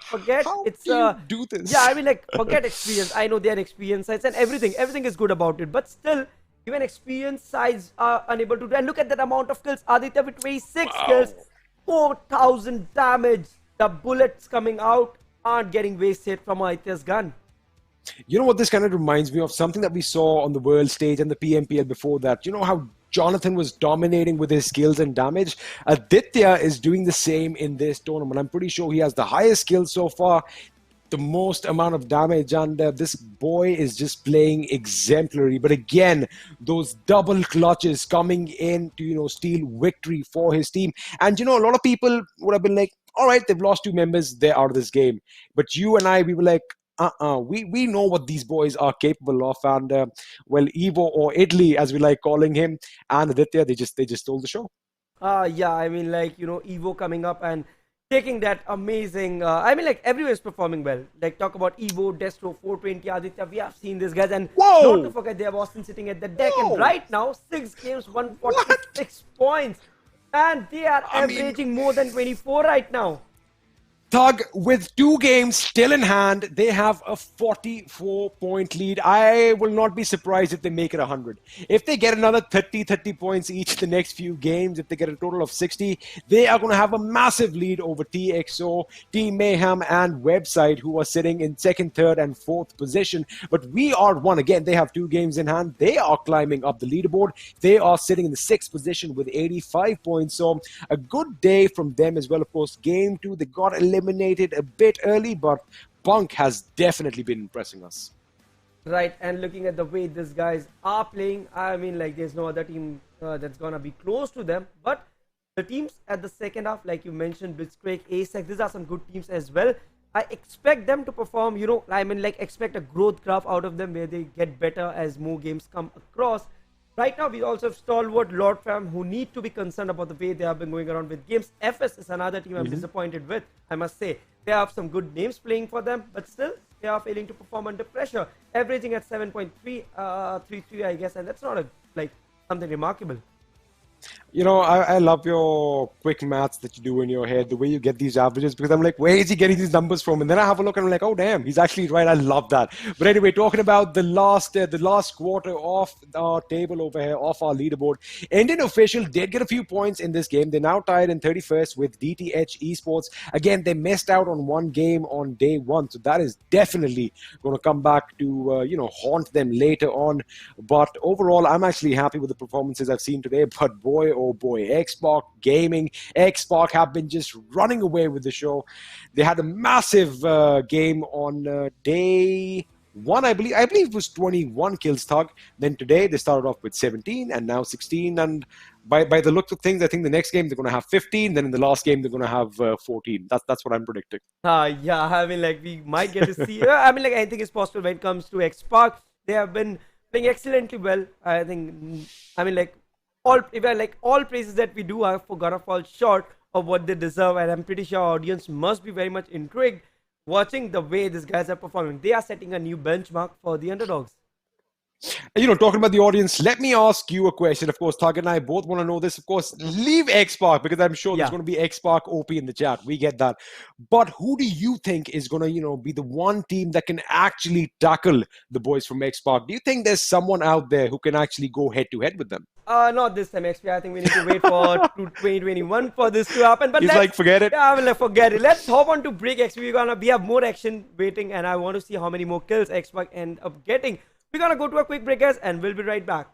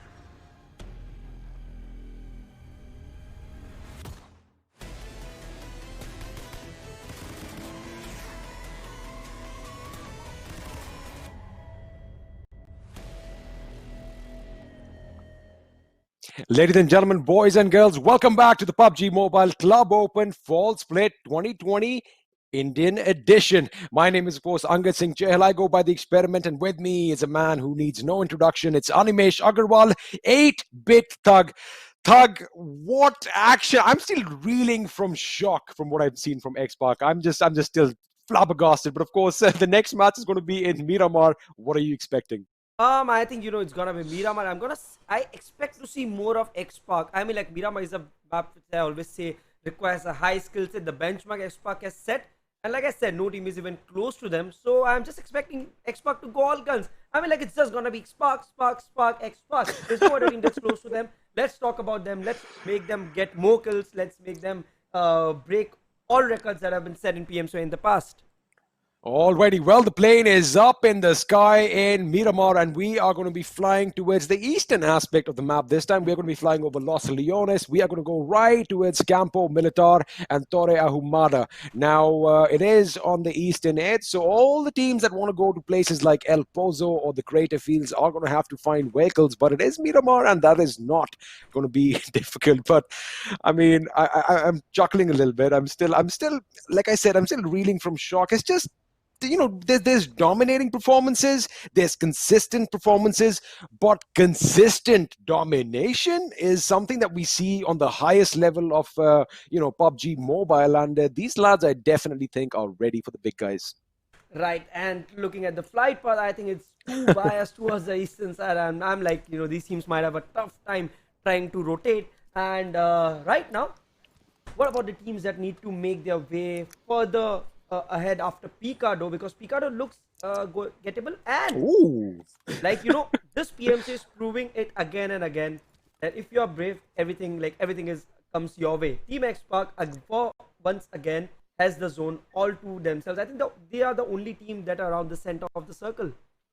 They are the center. I think they're going to be going towards Chuma Serra, but on our screens right now, we might have some early action, some unprecedented action in Miramar as MVP or Team INGL, as they go by, are picking a fight with Nox Official, with Mayank having a great grenade lobbed at him early on, losing a bit of his HP, just a little more than half left, and King Ankit is going to be nearby, but they are a full squad, and have a look at how Team INGL are spread out. They only have 2 members over here, so they have basically, already given the position away to the enemy. So they've got to be quick, they've got to be smart, and they've got to make the best out of the situation.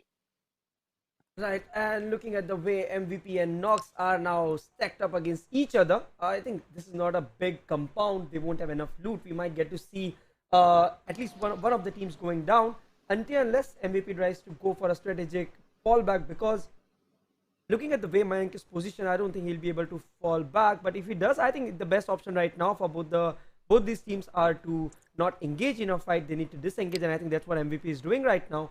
But the path to this, if they want to disengage, the path is not going to be an easy one. They might be exposed, but no, it looks like Mayur is trying to push in. We see Mayur approaching from there, and that's a very aggressive push.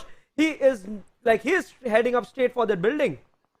He is heading straight up, and Mayank might be in trouble. I thought King Ankit might be in a good position to, thwart that attack, but Mayur is going to be lobbing a grenade. I think he has an idea exactly where the member is. Ooh, this could be devastating. Ooh, that is going to be the wrong window. Mayank moves away from trouble. At this point, he needs to drop out from the building and head towards his teammate, because Mayur for the win is the only one who's pushing. As we have a look at other members coming in, Tango is going to come in and try and go high up on the right flank to get a knock on Mayank. Now, Mayank does exit his building, and I think he's going to go for the fight. He is, again, sound sense is going to be vital over here, but Tango could be in a spot to lay down some lead in his direction, and I don't believe King Ankit is going to be able to reciprocate. Now, Mayur is just standing giving all his information, but wait a second, talking about that, he gets shot at from behind from a member of Team INGL, and now all the teams are congregating at this location. At La Bandita, and Mayur, ooh, he kind of just gave up a little bit, and he gets taken out by Mayank.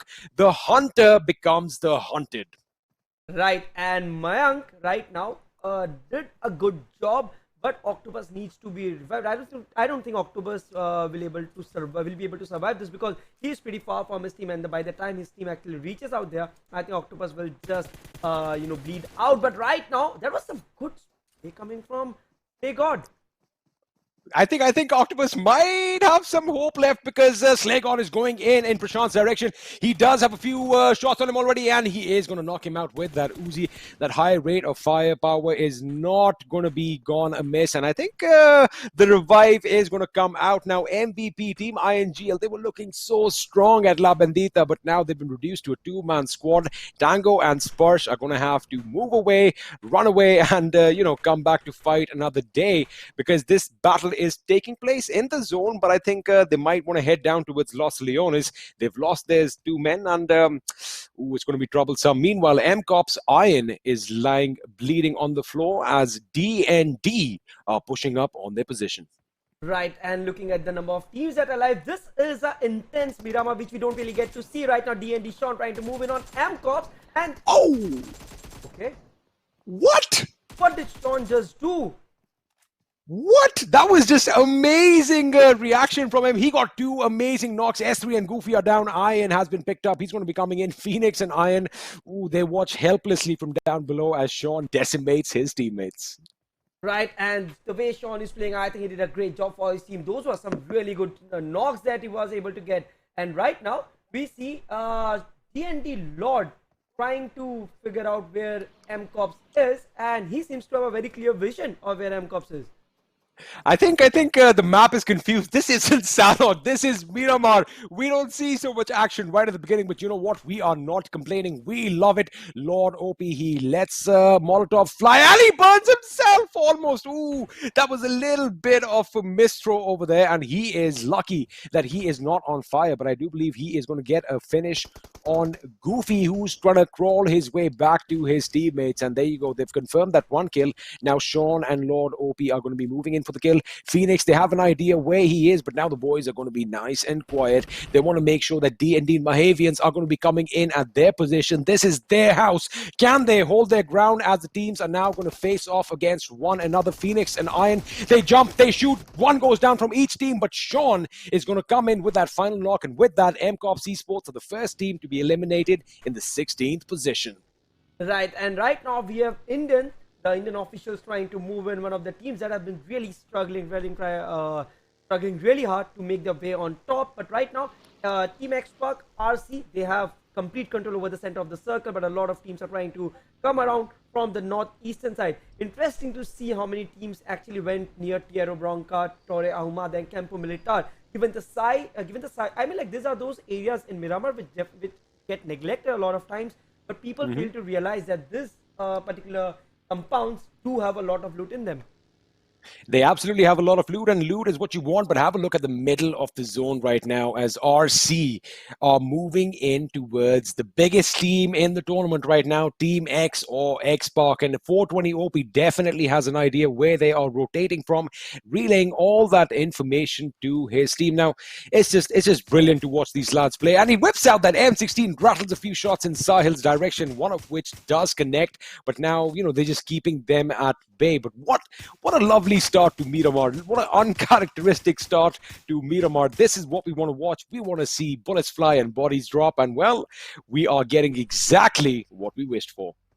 Right, and looking at the way Team X, 420, Aditya, Evo, 4 players, right now they are the champions for this particular one. And talking about NINJAX, NTX, YZ, God, 4 players trying to move in from Los Leones, I guess. And yes, they have MVP right in front of them.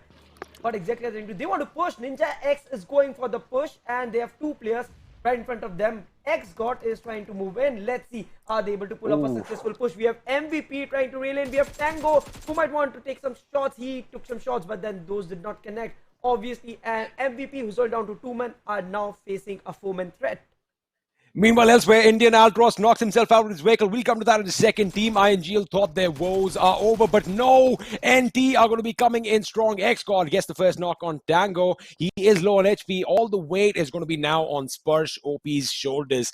Can he pull off a miracle over here? We are going to wait and find out. He might get a couple of knocks. A grenade does come out, courtesy of Spurs, but I do believe that is not going to be damaging any of the opponents over here as they are scurrying around. All these footsteps are definitely going to be scaring Spurs right now, but he's ready for a fight. He's ready for a fight. With that Uzi, he gets out, gets a knock. However, it is not going to be enough as XGod with his M4 is going to come in, seal the deal, and with that, Team INGL exit in the 15th position.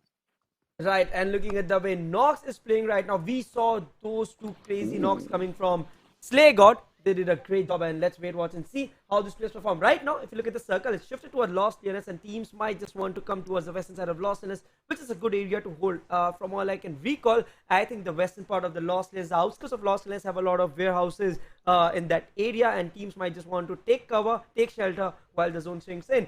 Looking at the northeastern side of the circle, I think NINJAX has a really good chance to rake in a lot of kills, as I see a lot of teams rotating through that side, because the teams won't really go towards further south towards Puerto Paraiso, because if you look at the terrain, there's a lot of like it lacks proper roads, so teams would not really want to go through that hilly bumpy ride. Rather, they might approach from exactly where NINJAX is holding right now.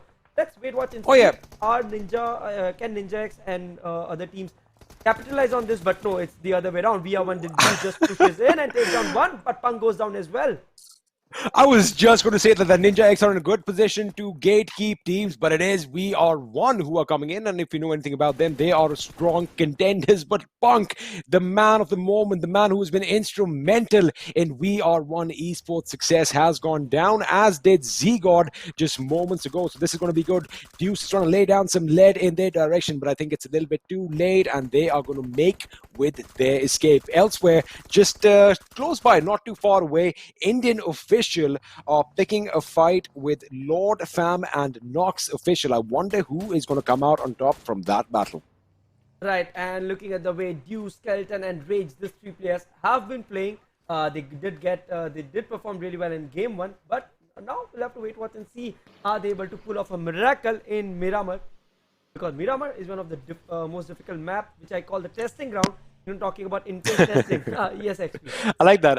No, I love that, the testing ground, because yes, on the international level, Miramar is probably one of the most technical maps. But I want to ask you a question. So now the zone has shifted towards Los Leones. What do you prefer? Battle out in the open amongst the ridges, or do you want to see some urban warfare? I think I would want to see an intense last circle where a lot of teams are alive, and we see some nice positioning coming into play, becoming the advantage.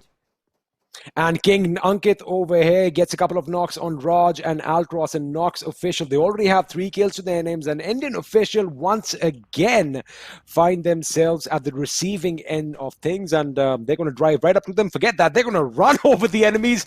Wait, what? Oh, for a second, you know what I thought? I thought Indian Raj got up and shot him. That was a little confusing. But no, it is Nox official who are on top of their game right now. 5 kills to their names. They're still out in the open in the blue zone, but they are going to make their way. And have a look at the circle shift. We talked about Team X being in the center. They are still in contention of that zone. Of course, Aztec ESP was dead smack center, but now the fight is going to continue. Now, Indian Esports, they lost 2 members early on. The last 2 members are under fire by NINJAX, and Nick is going to go up against God, who is going to come out on top. It's XGod who comes out, and with that, Indian official once again an early exit in the 14th position.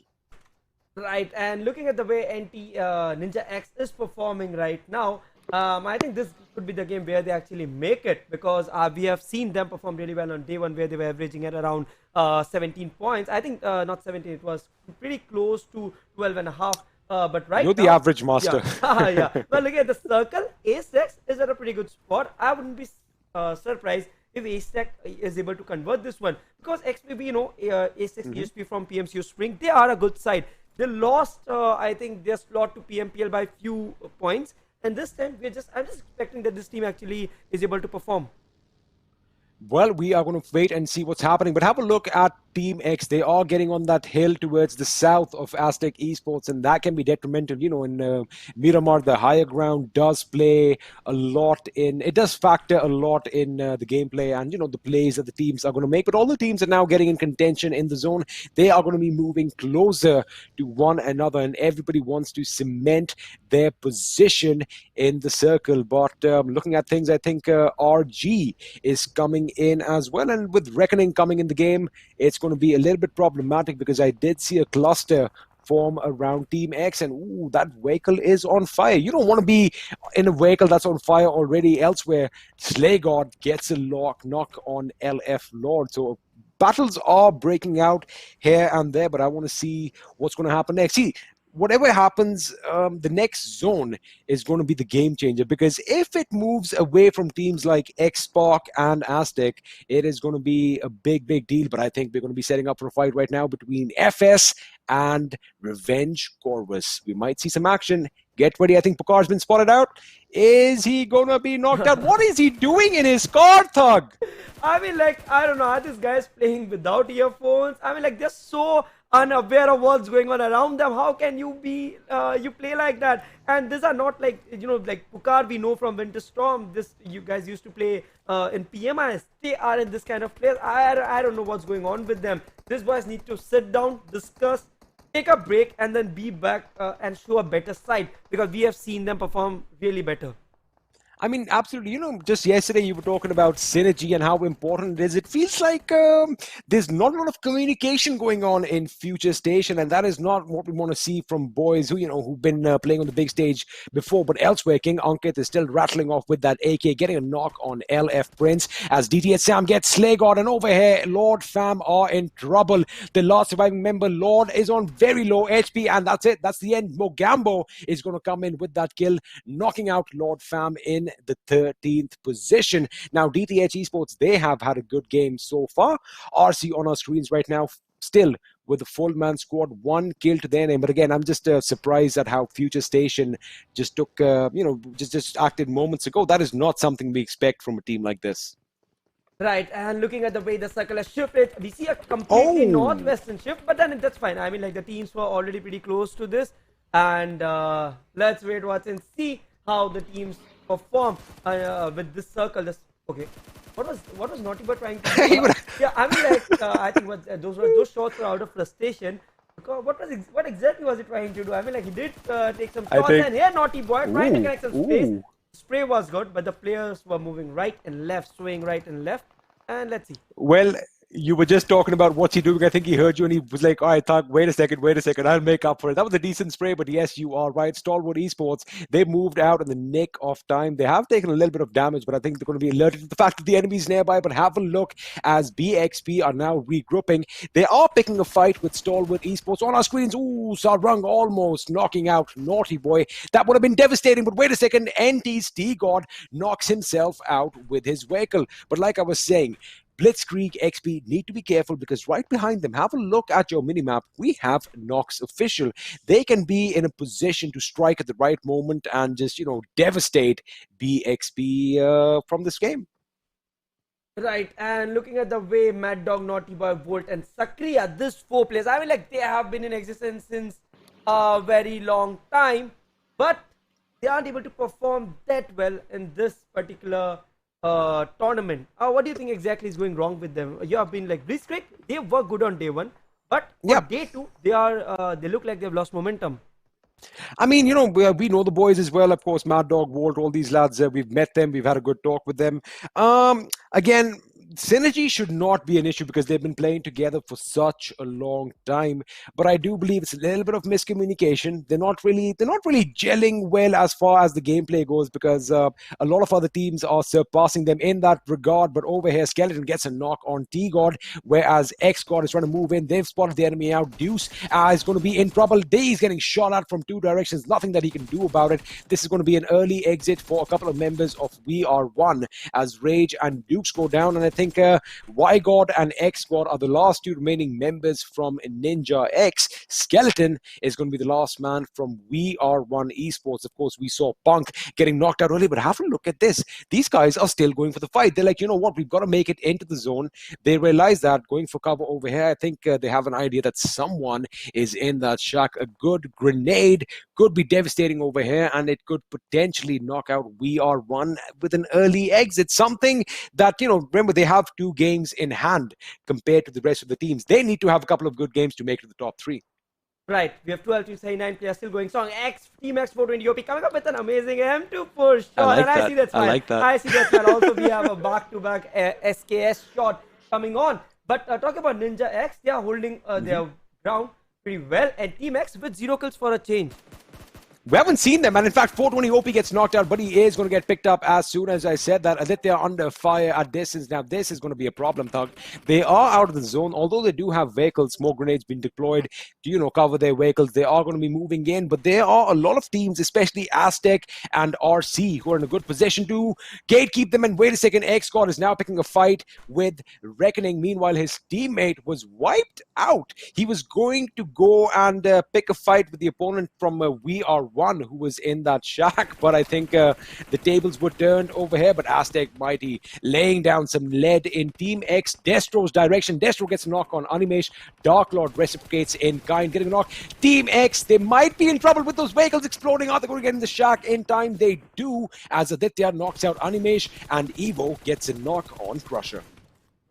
Right, and Team X still somehow trying to reel under pressure, but then what pressure when you're getting those amount of kills? You have 2 kills already, and I see a good nade coming from Evo, but exactly opposite happened. Evo just needs to back off. He did, and pretty successfully. I thought Evo was already at 20 HP. He should have gone down. A lot of nades coming in, but none of the nades seem to connect as the players are stationed inside the shack. The nade needs to hit right where the shack is. Had that grenade been cooked to perfection, Evo would have been knocked out, but all these grenades are coming in. DTHesports are going to be bowing out from this game in the 11th position. 3 kills to their names. Now 420 OP goes down once again, courtesy of Aztec Mighty from behind them, as Sahil seems to be the last man alive for Reckoning. I do believe that's Revenge Corvus, I beg your pardon. He's the last man alive for Revenge Corvus. He's got his work cut out for them as grenades are being lobbed in his direction. Meanwhile, if you have a look on the bottom right of your screens, you're going to have a look at Reckoning picking a fight with Stalwart Esports, as Damon is going to get knocked out by Zero. I believe that is a kill, not just a knock. That is a finish. So we've got a couple of fights breaking out, and DND seem calm and composed with the only compound in the zone, one of the only compounds in the zone. They really don't have a lot to move, but now Evo has gone down to the play zone, and I think Aditya and Destro, they have their work cut out. Are they going to make it into the zone?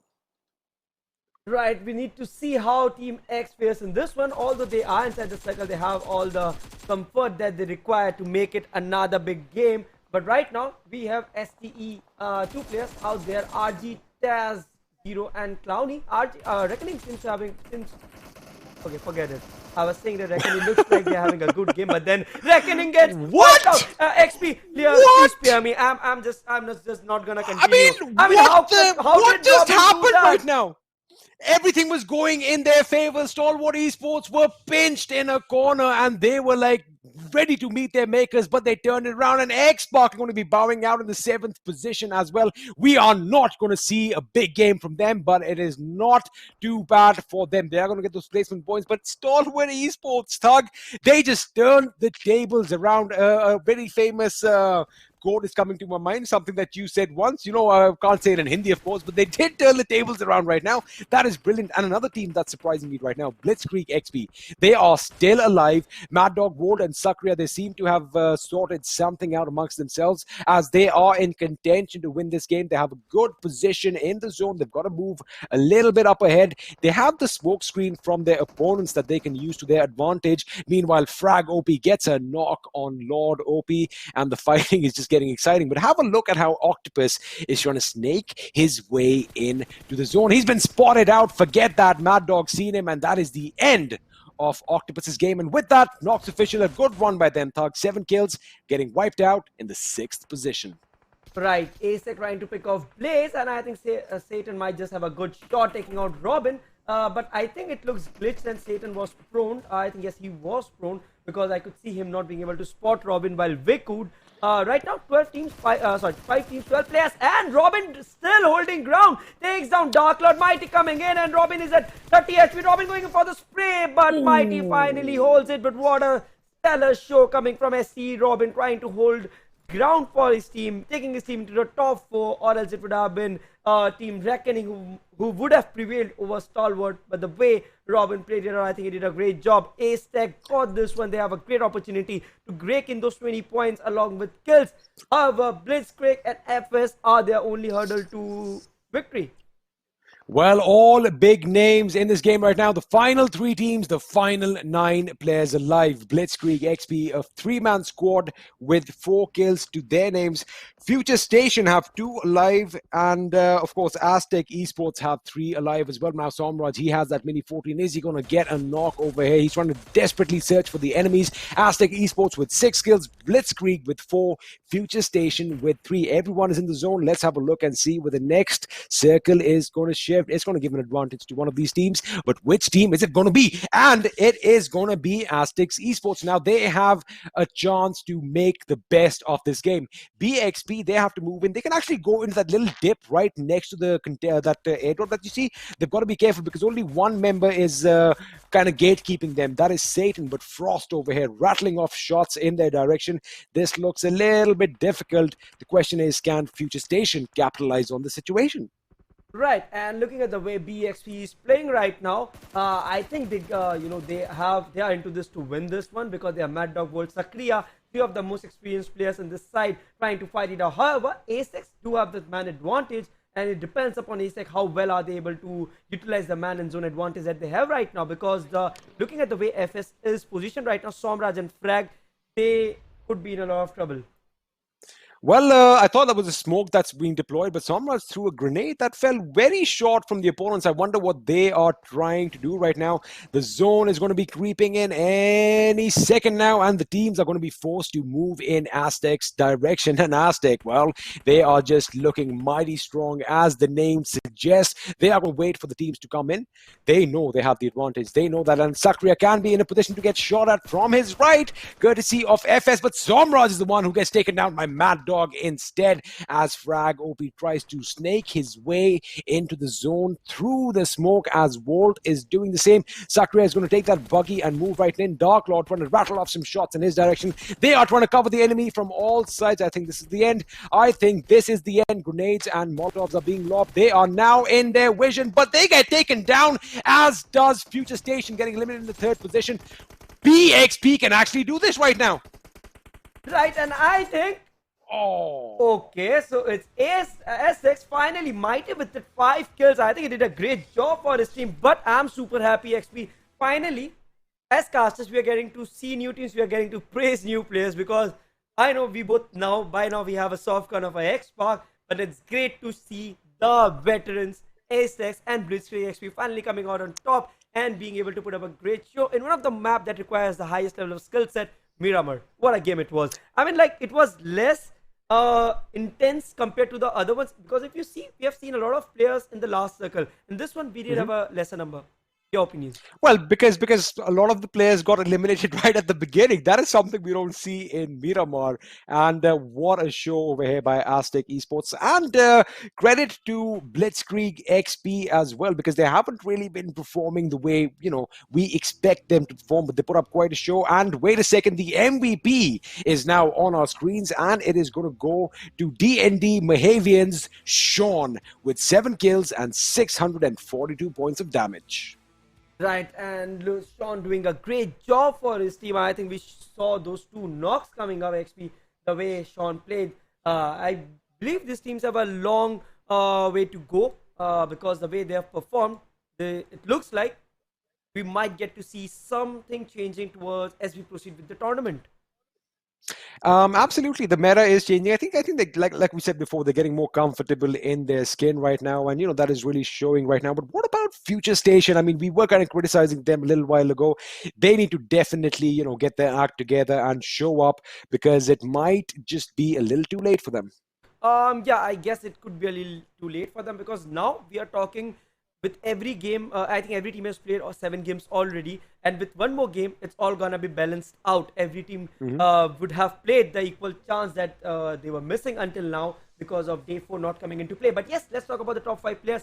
Mighty with those 5 kills doing a fantastic job for his team. Absolutely, and his teammate Satan is going to be joining him in the 3rd position, but of course Sean is going to be staying high and mighty in the 1st position. Nox Official had a good game this round as well. 4 kills, I beg your pardon, for King Ankit, and the kills and the damage were pretty evenly spaced out this round, but I'm pretty sure all you action fans at home were not disappointed, because a couple of times Thug and I, we kind of lost our voice. We were just like, what is going on? Thug, what about that little, Stalwart Esports?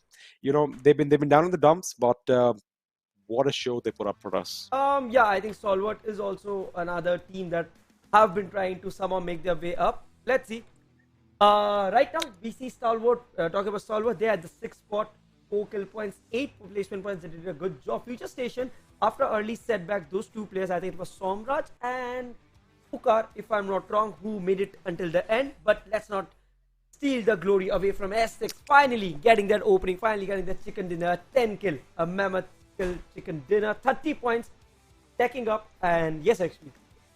Well, 10 kills, it's always good to have your kills in double digits. Blitzkrieg doing good this round, in the 2nd position with 619, I believe. XSpark not finishing the way we expected them to, 9th position, 7 points, but well, it doesn't really matter. Now, VR1 Esports, they only managed to get 6 points from this game, but they still have 1 game in hand, and a good game can actually catapult them to the top 3, even the top 5 position. Let's have a look and see whether that is going to happen or not. But again, I like the fact that, the teams are confident with their gameplay, they're confident with their gunplay rather, and they are picking fights, because sometimes when you see big names clash with lesser known names, you tend to have people diverting and going away from the fight, but not in this PMCO.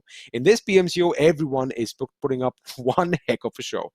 Yes, this PMCO, every team is trying to fight it out until the very end. We see size changing. Yes, there's one team that stands out. That's XSpark. We have already talked about it. But then the other teams, the fight is really close.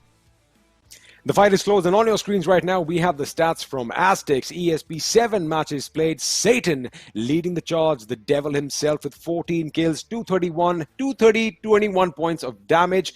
AZTEC Mighty coming in 2nd close with 12 kills, 1,886 points of damage. And even though the last man only had 4 kills, he still had about 1,200 points of damage. So the firepower is definitely there from this game. And again, the fact that all these teams have 6-man rosters, they can shuffle up the players, and we might see a different roster in the next map, which is going to be in the frozen tundra of Vikendi. Any thoughts of what we're going to expect over there, Thug? I think Vikendi, what I'm expecting from these teams is that a game that goes until the very end, because Vikendi, I don't think we have seen any aggressive start. But, I think I'm having a curse smart today. I was talking about RG, they got wiped out within seconds. So let's not talk about it. Let's discuss the point standings, the overall standings that we have in front of us.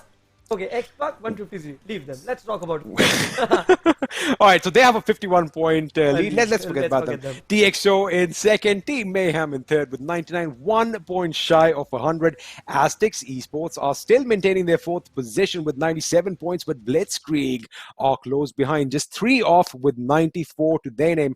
VR1 Esports are climbing up on the leaderboard as well. 6th position for them, 91 points to their name. Now, Website and Reckless are going to fall down a few spots. Of course, they've already played all their matches. However, on this screen right now, if you have a look at NINJAX and DND MAHEWIANS, they still have 1 game in hand to, jump over all these teams. But the question is Vikendi going to be kind to them? We are going to find out soon enough.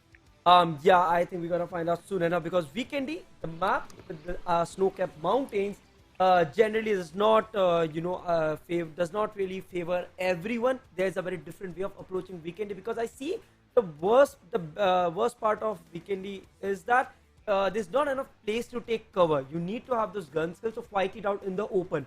You should have that skill set. You should have that mentality that you can actually go out in the open. You can go out in the open, take those shots, knock the opponent down, and push in.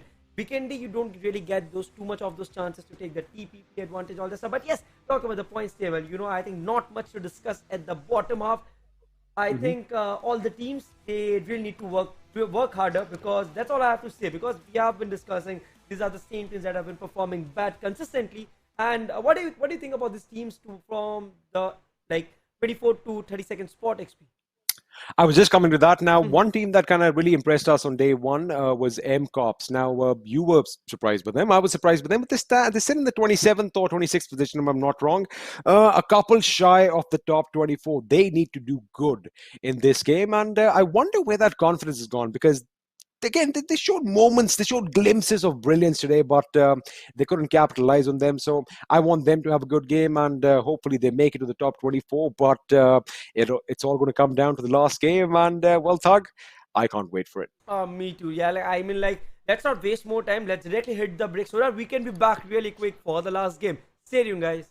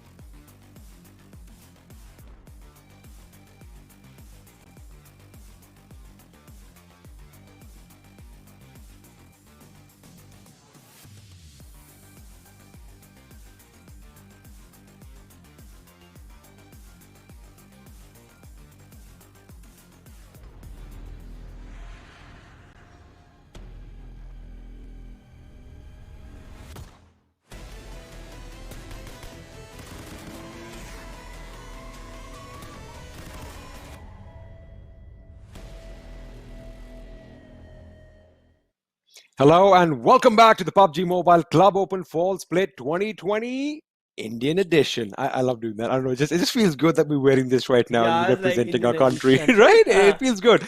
Of course, my name is Angad Singh Chehal. I'm the experiment, and with me is the man who needs no introduction, Animesh 8-Bit Thug Agarwal. Thug, we have one last game in store for our viewers. What are we going to see in this game?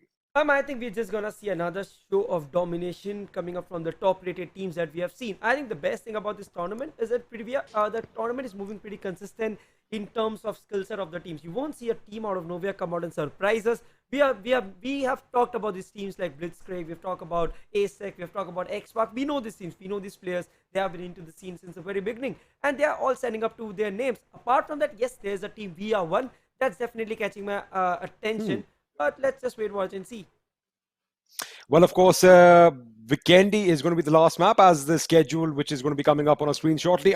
There it is, as it'll confirm my point. And you can have a look at the winners from each game. I like this new thing they've added. So VR1 won the first game, XSpark won the second, and AZTECS Esports won the third game. Who is going to win in Vikendi? I think, Thug, we can find out right about now, can't we? I think, yes, I think we are going to hop into the game pretty soon as the game starts, as we drop into the snow-capped mountains. Brace up, because the last game coming to your screens right now. There you have it, and the plane is in the air for one last time in this day, and we are going to be flying from the southwest to the northwest. We are going to be flying right over the coal mine, over Goroka, crossing Cosmodrome at the very end, and a lot of teams have actually dropped off pretty early. I see a couple of teams heading towards Dobro Mesto. That means we might see some urban warfare right from the get-go. Meanwhile, Futurestation seems like they are heading towards Miramar. Now, Thug, I know that you haven't really played a lot of Vikendi, but where was your favorite spot to drop when you did play? I think Vikendi, I always prefer Winery. I believe it's a very decent and a very balanced side, and it gives you access to a lot of places. I mean, like, the rotation becomes a little bit difficult and a longer one, but I love Winery. I mean, like, personal preferences. See, I think that's what I was going to say. You're a man with good taste. You and I, we both would do very well in the winery. I think we should definitely play a game together and drop down and just, have a talk over there. But anyway, coming back to the game, all the teams are now jumping up. But the question is, where is the mad zone going to form any second now? Is it going to be in water? Is it going to be on land? Is it going to be dead smack in the center? Nah, it can't be in the center. It's a Vikendi special. A Vikendi zone always has some percentage of water. Thug, where are we going to go? I think we're going to go towards northeast. Is it going to be that? All right, let's find out. I think it's going to be this. I'll say the opposite. Yeah, exactly. If I'm saying north, it has to be southwest. But let's see. There's a lot of... Okay. No, we both are like... All right. Okay, I got the south part, right? South part. Okay, that's fine. I mean, like, I like... Well, at least your winery... At least your winery is in contention, so you must be happy about that. Right, definitely. I'm, looking at the way the northern part is clogged, teams would have to go for the early rotation. I feel that D&D might be too happy about it. I mean, they're not going to be really happy, but, well, they are going to be happy, I beg your pardon, because they are pretty much dead smack center in Moldova. And Team X, again, find themselves in the first circle as they head towards the cement factory. But I do believe we're going to see some sparks fly in either Milnar between FS and Lord Fam, or we're going to see some action towards the west aspect of the map in Dobro Mesto with Indian Official going up against DTHesports. A lot of teams in close proximity to one another in the north as well. We, of course, have Nox Official, we have Reckoning, and we have BlitzkriegXP on a collision course. Who do you think is going to be the first team to get knocked out? I know we don't want to talk about that. That is not something that we don't want anyone to be knocked out. Let me just make that clear right now. We are rooting for all teams, but there's only going to be one winner, and I guess the action should be starting any second now. Right, looking to see how things heat up, because we have D&D, MCOPS sitting right at the center of the circle. Volnova has been completely taken over by D&D. Team XSpark looking to make the early rotation, holding their edges. They might have a good chance to take a lot of kills, because we might see a lot of teams trying to use the same approach towards the circle. Yes, looking at the way VR1 AZTECS is stationed right now, even VR1 has a good opportunity to try and get some kills. But what I believe is that since the circle is still not completely balanced between water and the land part, you might get to see a end circle where we have water play its role. Well, I mean, we'll find out. I hope we are all going to be hoping for some drama. We all want to see a water circle at the end. But right now in the cement factory, XSpark are going to be looting to their heart's content. Wait a second, Dominic has spotted out Goofy. He's definitely heard that vehicle. I think Goofy might have had an angle that somebody's coming by. Lord Opie from the other side is going to come in and make sure he gets that knock.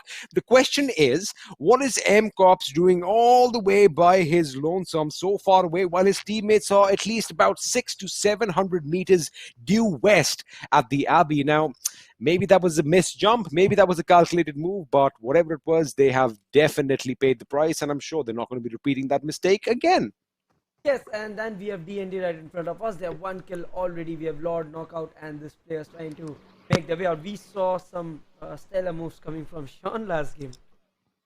We did. I mean, Sean definitely impressed us, especially up top on that hill, getting those 2 knocks in quick succession. Another young man to look out for. But I don't know why. I find the red zone really funny right now. The red zone also, Thug, is pretty much in the water. Vikendi just loves doing it, doesn't it? Vikendi's like, you know what? All the water on the map is pretty much frozen. So the only chance that I have to showcase H2O is going to be over there. I know that's a crap joke, but it's funny. It's funny. Just look at it again. Thug, just look at the red zone again. I mean, it's in the water again. What is it with Vikendi and water? XP carry. But anyway, we'll come back to the fight over here as D&D, Lord, Opie, and Sean. They do have that one kill to their name. Of course, Goofy went down a little earlier as BXP. Wait a second. Knockout. What are you doing? You just knocked yourself out, mate. You just fell down to your knock. But he's lucky that there's no opposition close by as his teammates are going to be coming for that revive. The revive is back. And BXP, they just drove past. And Thug, did you see what I just saw? Knockout. It's funny because his name is Knockout. You expect him to knock other people out, not himself. Yeah, actually, I was blinded for a moment, so I could not see what was going on. Actually, something hit my eyes. But then yes, I got you. Yeah, but you got me. So that's absolute. I think I should thank you for that. Coming in clutch, doing such moments. I think we're a teammate. Yeah, we are a team. It's all about teamwork, and it's all about teamwork in game. Some teams need to get that on point. Teams like FS, AZTECS, they need to get that teamwork rolling because we see them doing great stuff. But unfortunately, they aren't able. Like, they are great individual players, but when it comes to coming together, showing that synergy, the synergy that makes you a #1 team, gets you the top-rated ranking. That is what these teams are lacking. Also, we're talking about VR1 holding towards the northeastern side of Abbey, and they have a decent compound to themselves. FS might just be closing in, but yes, let's wait, watch, and see. Luckily, this time around, VR1 Esports are playing as a 4-man squad as compared to Sanhok, where Deuce, for some reason, did not show up. So I guess that extra man advantage might come in their favor this time around. But FS, Futurestation, big names, Somraj, Pukar, Frag OP, Bope, Dope. Now, you said it before that, you're kind of disappointed in them, and especially since, they are friends and they are close colleagues as well. It is, we have a little bit of a leeway to say that, but they really need to step up. And I think if they do collide with VR1 Esports right at the beginning, I want to see how they approach it, because VR1 have that compound on lockdown, as does Indian Official on your screens right now, who might be up against Nox Official very time soon. But anyway, I was coming back to my point. A lot of teams are now congregating around Volnova, and well, it's only going to be a matter of seconds or a matter of minutes before we see our first squad wipe of the day, and my Yunk is under fire. This is going to be exciting as NT are now going up against Nox Official. Right, we have Nox Official going in, and we might get to see a good close-range fight between NINJAX and Nox. The Nox guys, we have T-God, Y-God. They are out there in the open. Like I said, Vikendi, you have less cover. You need to ensure that your shots are on point, which I think Nox, Play-God does pretty well. We have T-God, Y-God, Z-God, okay, X-God. All the 4 players. Too many gods. Too many gods. I mean, like, there's a god team, god squad. But Y-God coming up with an amazing knock over Mayank, and I think that's a Molotov that T-God wants to connect, but unfortunately there's no player out there, and he would just fall short of getting any damage inflicted with that Molotov. King Ankit has a good flank angle, and he might be able to just defend his team's fort. T-God might want to push in after putting in a couple of snooks. It all comes down to King Ankit on how good he's able to connect the shots from the distance. Well, timely smoke grenades were deployed by Octopus, and he has managed to pick his teammate up.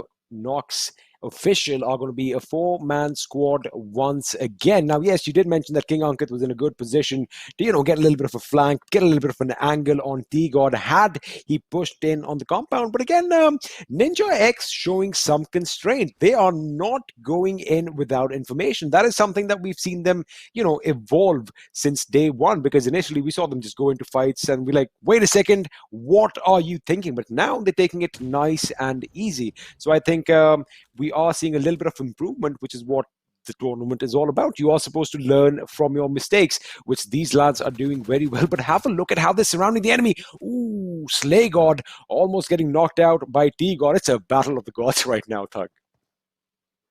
Right, and looking at the way the gods are moving in, the gods are trying to close in. They have, encircled Nox completely there, and yes, that's Slay God going down from T-God. However, Octopus comes up with a cover fire and picks off T-God. And whoa! Okay, where did Octopus get that angle from? Where did he get that angle from? And you do realize that King Ankit came in and finished it. Okay, King Ankit definitely has an angle. I guess one of the gods kind of just overexposed a little bit as I have a look, as King Ankit has an angle on Y God as well. Now, that is going to be exciting to see what's going to happen, because Z God, X God are going to be on the left of your screen right now, while Y God is going to be remaining behind that team, behind that tree. I beg your pardon. X God and Z are coming in. They are moving in. I think Octopus might have an idea. He definitely has them now. Those sound cues have gone out, but X God goes prone outside this compound. Octopus relaying that information as King Ankit adjusts his crosshair towards that direction. I think he might have an angle on Y. But the question is, are they going to engage right now? Or are they going to wait for their last member to join as well? X-God goes in and gets the knock on Octopus. Octopus might have seen him coming, but that Uzi's rate of fire is going to be devastating. Yes, and then we have Slay God coming in, taking down T-God. And here we have Slay God. I think they wiped out the entire team. Okay, they have one more person left. That's why God trying to back off. We have Mayhem coming up with the G36 C4X spray, and Y God might just struggle a bit. But let's see how Nox is able to perform. And let's just quickly wait and watch Slay God playing even further. I mean, like, those skills, I haven't seen even Jaxi Luxi do that. I mean, well, we'll come back to those skills later on. Those were, maybe you never know, Thug. Bullets might start curving in this game. We'll come back to that in a second, as Y God is the last man surviving for NINJAX, and it looks like it's going to be a world of trouble for him, as King Ankit is going to go on a little bit of a flank over here. That is a good flank. He's going to go out in the blue. He wants to get in the open above him, up high on that mountain, and rain down lead, as Mayank makes sure Y God does not move from his position. Any second now, King Ankit is going to rain down death. But have a look at that. There you go. That is it. It's not King Ankit, it's Slay God who's going to come in with that kill. And, well, NINJAX are going to be eliminated in the 16th position with 1 kill to their name. Right, and we have Team Nox who would want to move in even further and try to rake in those kills right now. But look at the circle. We're still at the second circle. The game has moved pace in pretty slow. We see one team getting eliminated. That's the NT NINJAX team, the God Squad. And hopefully MVP, DND, BXP, all these players holding around Volnova, and looks like circle might well end between the water and the land. I want to see it end at the castle for some reason. The castle has not been occupied right now, but we'll come to that in a second, as Indian officials are picking a fight with STALWART Esports, I beg your pardon. And Robin, ooh, he almost got a knock, but he gets taken down by Altros, as Damon got a knock for himself. Now Damon is going to be going up against the opposition right now. Altros is making sure his angle is cut off. He gets a knock almost, but Nick comes in and does the dirty, knocking him out instead. Now Blaze OP is picking up his teammate. That is going to be a little bit of a problem over here, since Indian official are going to be moving in. One goes down. Blaze is just rattling off bullets, gets a second knock. Yuvraj goes down. Nick goes down. Altros is cooking the grenade. Blaze realizes what's going to happen. Altros makes sure that he gets his grenade back. Now Blaze OP can be in a good spot to circle around the enemy and be devastating for him, but is that going to happen? What? Wait a second, that grenade almost knocked his own teammates out, and they have lost a lot of people, but their woes are not over as Reckoning have come in the fray as well. VR1 are joining in as well. Stalwart Esports looks like they are in trouble, but this is going to be a three-way battle. Who's going to come out on top? Daz goes down as Clowny is going to make sure he covers that left flank. Thug, this is crazy. This is not what Vikendi is all about. Yes, and looking at the way teams are moving in, VR1 Punk trying to come in. I think that Nate was on point, Nate. The way VR1 Punk guessed the location of the players from RG, I think they did a great job. We have Rage right now trying to take some shots, but the bullets won't cover. And here we have Punk moving in, but Noob Whitey comes in and knocks down Skeleton. Blaze gets wiped out, and that's the end of Stalwart. Right now we have RG, Exotic, Clowny, Noob trying to do a 3v4 situation against VR1. Well, Stalwart Esports are eliminated in the 14th position. That was inevitable as two teams came in for the party. Now, it's down between VR1 Esports and Reckoning as Clowny is going to go on a little bit of a back foot. He wants to get that flank behind that rock, as does Exotic. These boys are circling around.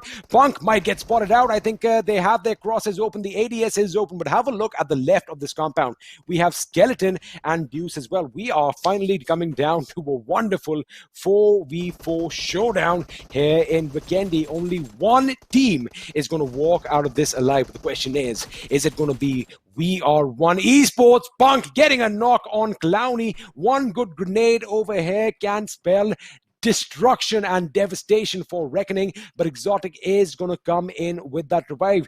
The other teammates, however, need to start moving in on that left flank. Right, and I guess, you know, the way RG is approaching this fight, RG just needs to maintain their composure. VR1 has split a lot, and that's Clowny taking Punk down. Clowny finally stepping up for his team, like always. Clowny, Exotic, Taz, and Noob. I see them. I think they should make a dash in because they took off one, and that's two. And this is the time where RG just needs to bash them up. They are moving in for the kill. Clowny, Taz, Newbie, and Exotic are moving in. Rage is going to be laying down some lead, trying to keep the opposition at bay. Ooh, he survives with barely 5 HP to his name as Skeleton, in fact, goes in for the revive. Punk has been picked up. Taz is going to be under heavy fire right now. Spunk goes down once again. Skeleton gets a knock on Clowny. Skeleton finishes Clowny. It is going to be Skeleton and Rage versus Taz, Exotic, and Newbie. Who's going to come out on top? Exotic is going in for the kill. Rage has an idea where the enemy is. Taz has that Uzi in hand. Uzi is one of the weapons that is highly recommended these days because it is just devastating at close range. Rage gets a knock. However, he goes down. It's going to come down between Skelly versus Exotic and Taz. It's going to be a one-on-two situation. Now it's going to be a one-on-one. Forget that. We have a squad wipe. VR1 Esports getting eliminated in 13th with 3 kills. But what a performance by both teams. It could have gone either way, but Reckoning have come out on top. That is just brilliant gameplay by them. Right, and looking at the way DND, BXP, and these teams are still holding their ground around Volnova, it's just about the matter of circle, you know, because we know that teams are the circle is gonna shift and is gonna make, you know, I think it's gonna make a mockery of the position that these teams are holding right now, because we have seen in Vikendi the most unexpected things happen, and we also have AZTECS, DTH trying to hold the edges. That's even more risky unless the circle shifts towards them. We have RC versus BXP, a situation that might just happen on our screens, a 4v4 face-off. Sakriya trying to, I think, go for the scout, might want to play the role of a scout, but no, I think they're just splitting up on that compound. However, Blitzkrieg, they have to be careful because they have Futurestation on their backs who could be moving in any minute as soon as the fighting breaks out, because we've seen a pattern emerge. You know, we call third partying as, you know, we kind of frown upon it, but it is an essential part of the game. I mean, this is a battle royale. This is PUBG Mobile. You can get shot at from either direction. And remember, 1 kill equals 1 point. So even if you steal kills, hey man, at the end of the day, you are getting those points for your team. BXP under fire from Futurestation, I assume, as they are now moving in. But RC across them, across the road, Revenge, CORVUS, they are going to hold their ground. They want to make sure that the enemy makes all the mistakes. And that's what it's about. You know, a lot of mistakes are made. All you have to do is be patient, have that trigger discipline. And well, you know, we've seen teams move on to greatness because of that. Right, and looking at the way RC, Aniket, Silent, Imish, and Crush have been able to hold the zone, I think we are moving towards a good last circle. But yes, this has been a different Vikendi as from what we have seen XP. This game has been fast-paced, But now, I guess, looking at the way the third circle has moved in, you might see the game slowing down. Majority of the teams are holding the center. If the circle shows a big shift, you might see things changing entirely.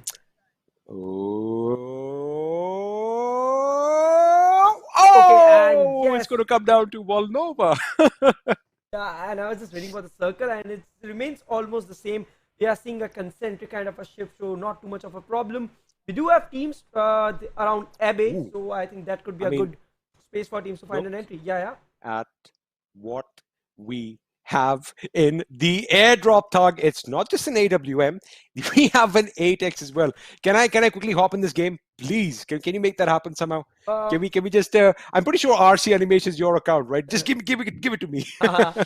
Yes, we have Team XSpark going for a very long rotation, trying to approach the circle from castle towards the northern part of the circle. We have RC still holding ground. I mean, like, the game has slowed down compared to what we're going to see. And Team XSpark, Play got trying to connect those shots, but that's not happening.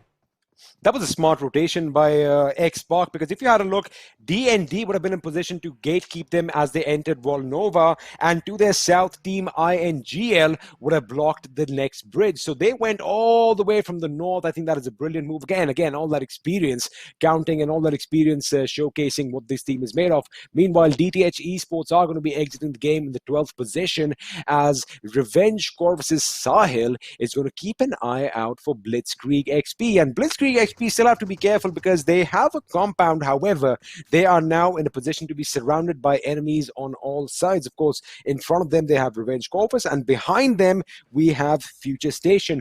And Futurestation have to be careful as well, because have a look at where D&D is. They have made it to the Abbey, high up in the mountain. Wait a second, they are getting shot at by the AZTECS, and AZTEC Esports are not going to be shying away from a long range fight. But they also have Lord Fam right next to them. So again, remember, you shoot, you expose your position. Dominic, ooh, is he going to make it? FS Pukar finally gets that knock. Yeah, D&D Dominic right there on his knees, and Pradhan trying to pick him off. I see some good shots coming in, and I think some tap spray finally from Pradhan to pick him off. And let's see how AZTECS perform, because Mighty, Pradhan and Dark Lord, three great players standing right there, and might as well want to pick off more kills.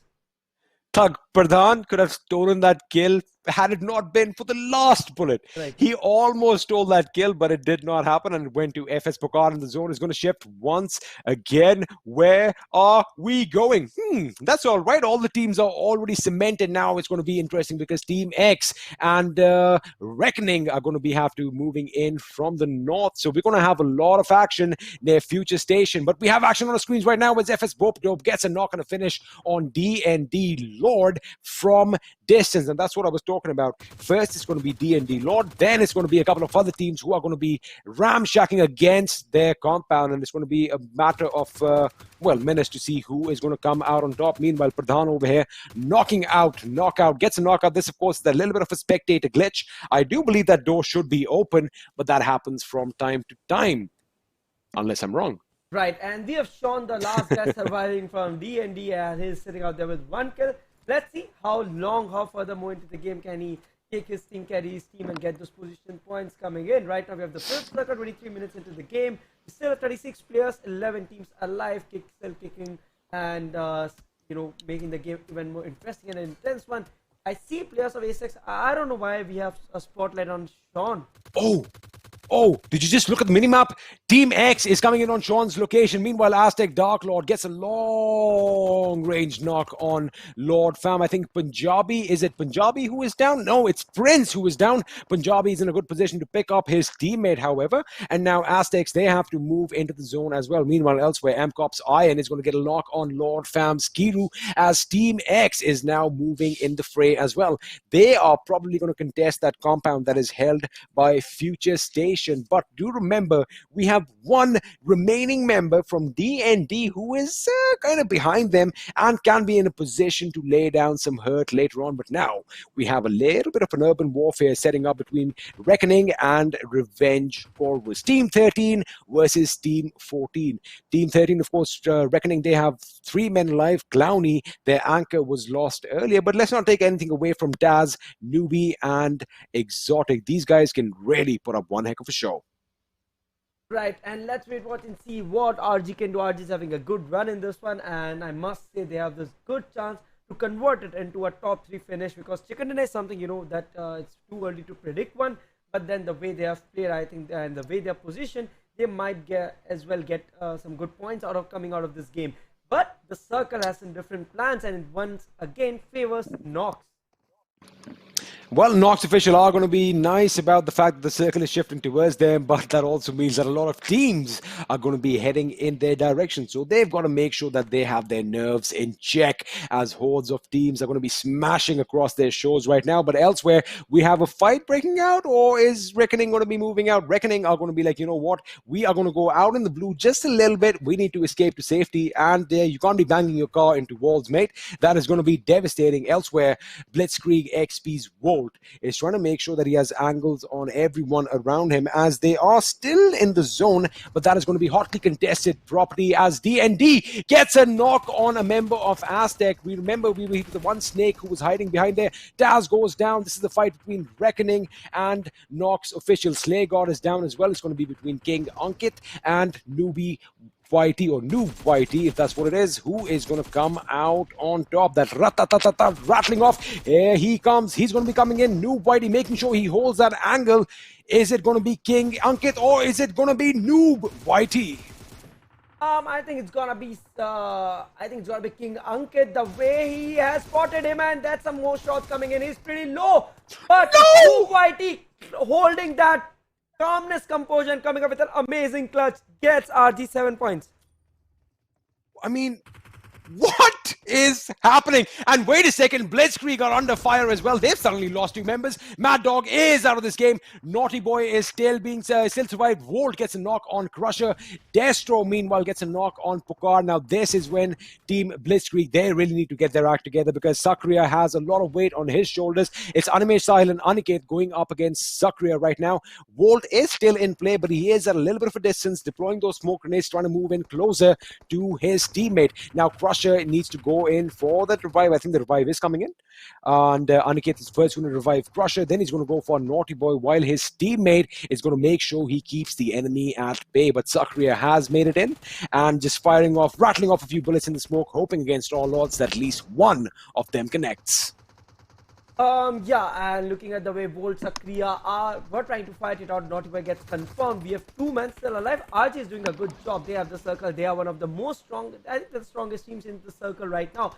Although we still have Team X alive and kicking. I see them towards the northern side of our view, and Exotic trying to put in some good sprays and trying to connect some, but then I think Prince just missed. Somehow survived the scare. We have AZTECS ESP with 1 kill point, 3 people alive. Team INGL, these guys are still surviving. Yes, sir. And Volt was lost earlier, where Sparsh gets a knock on Punjabi with a grenade. Now Sahil is trying to deploy some smoke, making sure that his teammates Aniket and Crusher can make it back to safety. They do have 3 kills, and if they can survive with all 4 members intact, that is going to be a major advantage. And finally, wait a second, what? Aztec Esports dominating, knocking out XSpark.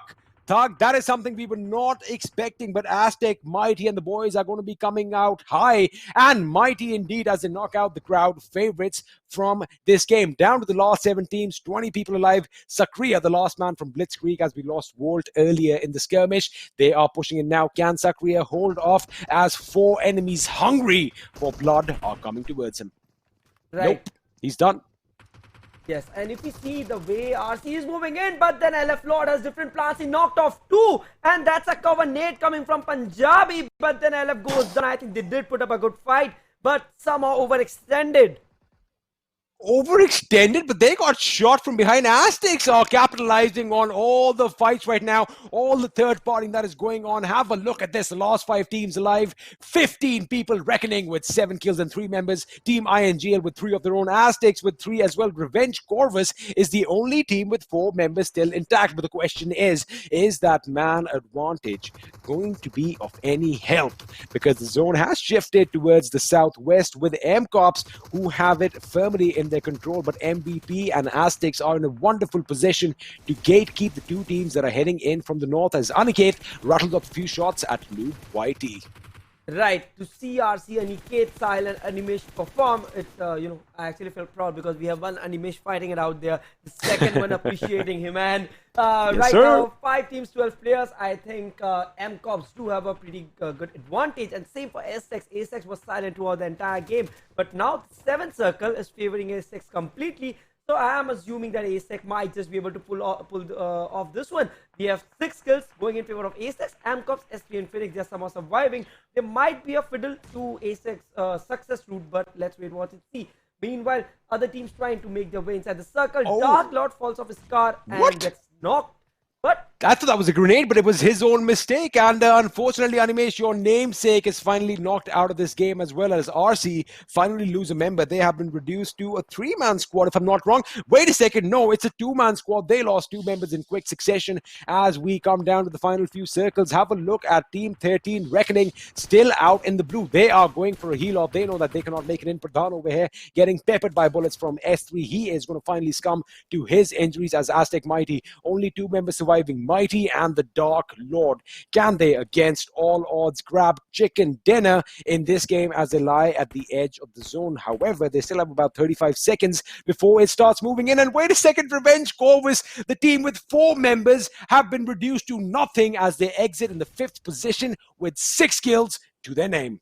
right, we have AZTECS looking the strongest right here if you see the lot, but then yes, not to forget MVP has the man advantage and the circuit advantage. Okay, so I think tables just stunned and it's all going in favor of Team INGL. That's MVP, Tango, Spurs, Shopi and Mayur with 7 kills to their name already. They might just spot everyone out. Spurs trying to take some shots, trying to damage the car just to ensure that they don't give their opponent a chance to rotate in. Yes, Dark Lord and Mighty hiding inside the circle, but let's talk about Exotic still outside the circle. He's still alive.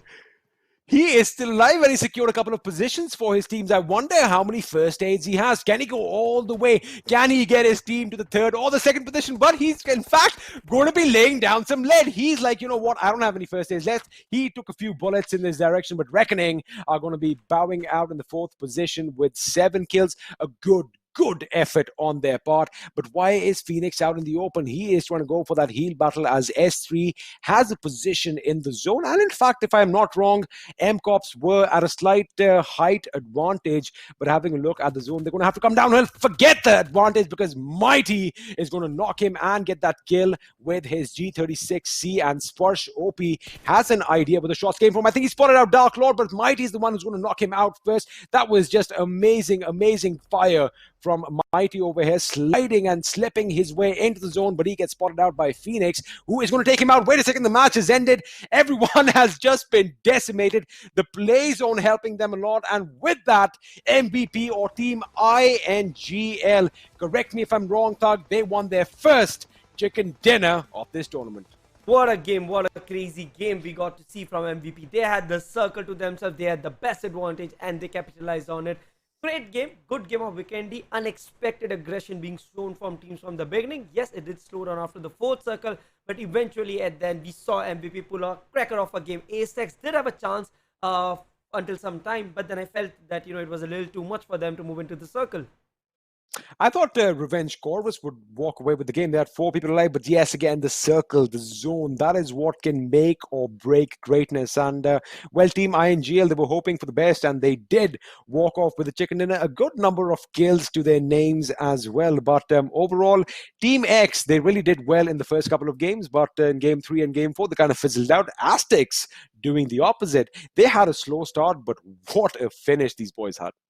Yeah, I mean, like great games for but both of these teams because I get AZTECS could have made it, but the zone was, the zone and the position that MVP had, even the position they had a ridge, they had a hill, they had a height advantage to themselves, which in turn did a huge favor on MVP. But then yes, not all teams are able to capitalize on their strong points. Let's talk about MVP. The MVP is RC Aniket.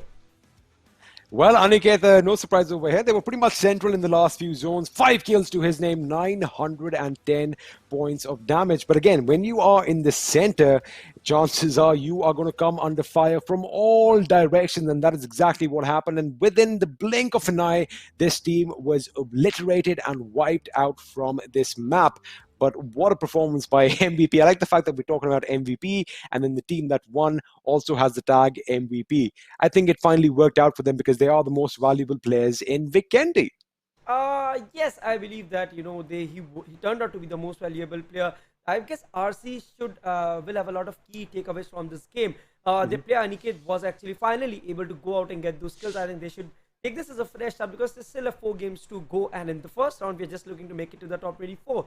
Talking about the teams and the top 5 players, I think we have RC and Aniket definitely their chance. But let's talk about Tez. 5 kills for his team as well. 5 kills for his team, 396 points of damage. AZTECS again finding themselves on the top of the kill board, on the top of the top 5 players. Pradhan with 4 kills, 654 points of damage. Mighty with 3 kills, 658. So they're kind of pretty nearby. The whole team has been performing brilliantly. And of course, MVP Stango in 5th position with 3 kills to his name. But again, it doesn't matter if you don't have a lot of kills. Those 20 placement points are going to come in handy, and it's going to definitely help them climb up higher on that leaderboard, which was much needed, especially for this team at this stage. Yeah, definitely. I'm just waiting to see that since this is day 4 has come to an end, all the teams here on have played the 8 games that they were supposed to. But yes, let's take a detour and talk about the points table from this game. Just 7 kills for the top team, the team that came out with chicken dinner. In fact, it was not a high kill game at all because XSpark bowed out at 7th.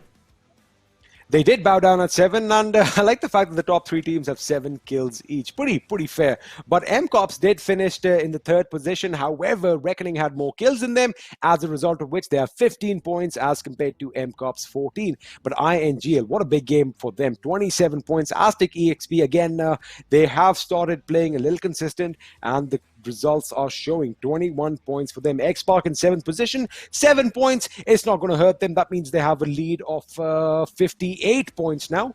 So that is they're still sitting high and mighty. They can still falter in a couple of games. But Blitzkrieg, now they came in 2nd, I believe, in the last game, and this time around they came 6th. So they definitely are waking up and performing well. But in the bottom half, Thug, Futurestation once again. Yes, Futurestation once again, and that's a thing of concern now because they have now less games to go before they can prove their point. And I believe I think 4 more. I think it's gonna be 4 more because they have played with 2 groups, and the last group is left before we eliminate some teams and move on to the next stage of PMCO. And Futurestation needs to avoid that scare. They definitely to do, but the overall leaderboard should be coming up on our screens shortly. So I know a lot of you must be doing the maths at home, so you might have a better idea than us. I know this guy next to me, Thug. Oh, this side. Wait, this side? It is this side. This guy next to me, Thug, he definitely knows what is happening because he's kind of like a whiz kid with the maths in his head, the way he gets out all those averages. I'm like, where does he see the averages? And I'm like, it's a simple case of division. But anyway, I'm excited to see how the overall standing is going to pan out. No changes in the first half of the first quarter, as it's going to be the same story. But I wonder if VR1 has had enough positions to break into the top 5. I guess we're going to find out soon enough. Yeah, definitely, because I am super excited to see which teams make it to the top 5. But right now, let's talk about Team INGL, the team that eventually went ahead and got the chicken dinner. 7 kills in favor of Mayur in 8 games played. I think the stats are not too impressive, XP, to be honest. I mean, it's definitely nothing to write home about, but, they have won a chicken dinner, so you can't take that away from them. They are finally, stepping up to the plate, and with 4 games in hand for each team, now is the time that, they give it their all. They try hard, as we like saying in the gaming community, just give it your all. I mean, what do you have to lose, I mean, there's always a next chance, there's always next year, but this is the moment for them to reach greatness. Right, I mean, like, this is their chance. This could be the game where from he can make, I think he can make a successful run, because we need to watch and see what these boys from INGL can do. I'm just hoping that more underdog teams come out on top, just like INGL did in this one. But yes, let's talk about the points table. XSpark sitting on top with an average of 20 points, 160 points in all. AZTECS finally making their way to the 2nd spot. That is actually very impressive. AZTECS broke DxO's reign on the 2nd position. They have overtaken them with 16 points in hand. DxO fall down to 3rd. Blitzkrieg in 4th, just above Team Mayhem who are going to be sitting in the 5th position. VR1 Esports, not a good game for them in Vikendi, as a result of which they are still going to be in the 6th position. But let's have a look at the bottom half of the table. NINJAX in 17th, and we'll just quickly here we are. We are back to 9 through 16. Team Insane falling down a few spots, but again, 4 games in hand. They're still they're going to make it to the quarters. They're going to make it to the grand finals. But I think as personally as a team, they definitely want to perform a lot better, right? Yeah, I mean, like this team, there are a few teams who are at the second page, but I feel that they have a chance to make it better, like you said, because STALWART Esports, Reckoning, these are a few teams, a couple of teams that have that have a bad average right now. But I strongly feel they can do much better. But we still have 4 games to go, and even a longer journey to go before we judge them, before we finally see who makes it until the very end. Yes, we are seeing some teams perform right now, but we know eventually the last points table would matter. Right now, NINJAX would rake in only 13 points, I guess. On day 1, they had 50. I guess they had 52, and today they end up with 65. Well, if you have a look at 23 and 24, both these teams have a total of 52 points, which means the last quarter that is going to come up on our screens right now, 1 point between Haters Esports. Now, the next couple of days are going to be crucial, are going to be instrumental to see who is going to move on to the next stage and which teams are going to be left behind. By the way it looks, I think it's pretty much the end of the line for a few teams on our screens right now, but you never know. We might just have some spurts of amazing excellence towards the end, and they might be able to turn the tables around. But generally, just having a look at what we've seen, everyone is pretty comfortable in their position, and I don't think we're going to see a big shuffle as we move on to the next stage. Yeah, I absolutely agree with you. I don't see these teams coming out on the top and performing and doing something extraordinary that changes the tables entirely. Teams like Indian Official, NINJAX, they have a pretty bad average. They're not able to come out all guns, but I think it could be a good learning experience for them, because if you want to focus on PUBG competitively, I think this is not the end, not the beginning of anything. We still have a long way to go. The esports ecosystem is here to stay, and these teams could take it as a learning experience. They should be proud that they made it this far, but here on, the journey has to be a different one.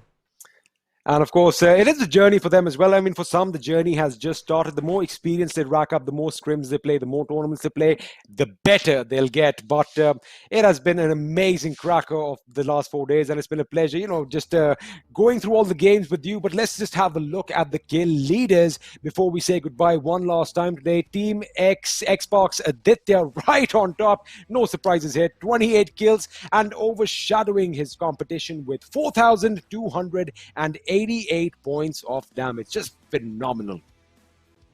Right, and I believe the way these players have played, I'm waiting to see when MYM comes out tomorrow, and we get to see some performance coming in from MYM as well, because they have been playing really well as well. Right now, we are on the 6th spot. We have BXP Bold with those 15 kills, Mighty Tide as well with the 15 kills. But I guess overall Team X has 3 players out of the top 10 players, and that's the reason we are seeing them sit there on top. A team that we didn't get to see today because they're in a different group, but I saw their names right now. FALLENangelz. I'm expecting big things from them too. Yeah, definitely. I mean, like, we've seen Bishu pull off those amazing knocks over the last couple of days, and I expect him to do the same. Like, I'm waiting for him just to actually join in the party tomorrow and show us what more they have. Well, I guess you've said it all. Day 4 has come down to a spectacular event, and day 5 promises to be a nail-biting experience. It's been a pleasure casting with you, Thag, and you know what? I wish we could get started with the matches right now, but we're going to have to wait 24 hours. Yeah, I mean, like, we gotta wait a little more before we bring in excitement from tomorrow once again. But yes, I believe this is all that we have in store for day 4. But yes, we still have a lot more action left. The journey has just begun. This is me, 8-Bit Thug, signing off alongside XP. XP, any parting words? Be good to one another. Happy Independence Day. Stay safe. And Indian gaming community, we're one. Support all teams. Please support your favorite teams, but just be nice to one another. I know it's not about the tournament, but this is just what I wanted to say right now. Yes, bye guys. That's what's on my mind. Yeah. Bye guys. Take care. Stay safe. Stay home. It's us signing off. Jai Hind. Take care.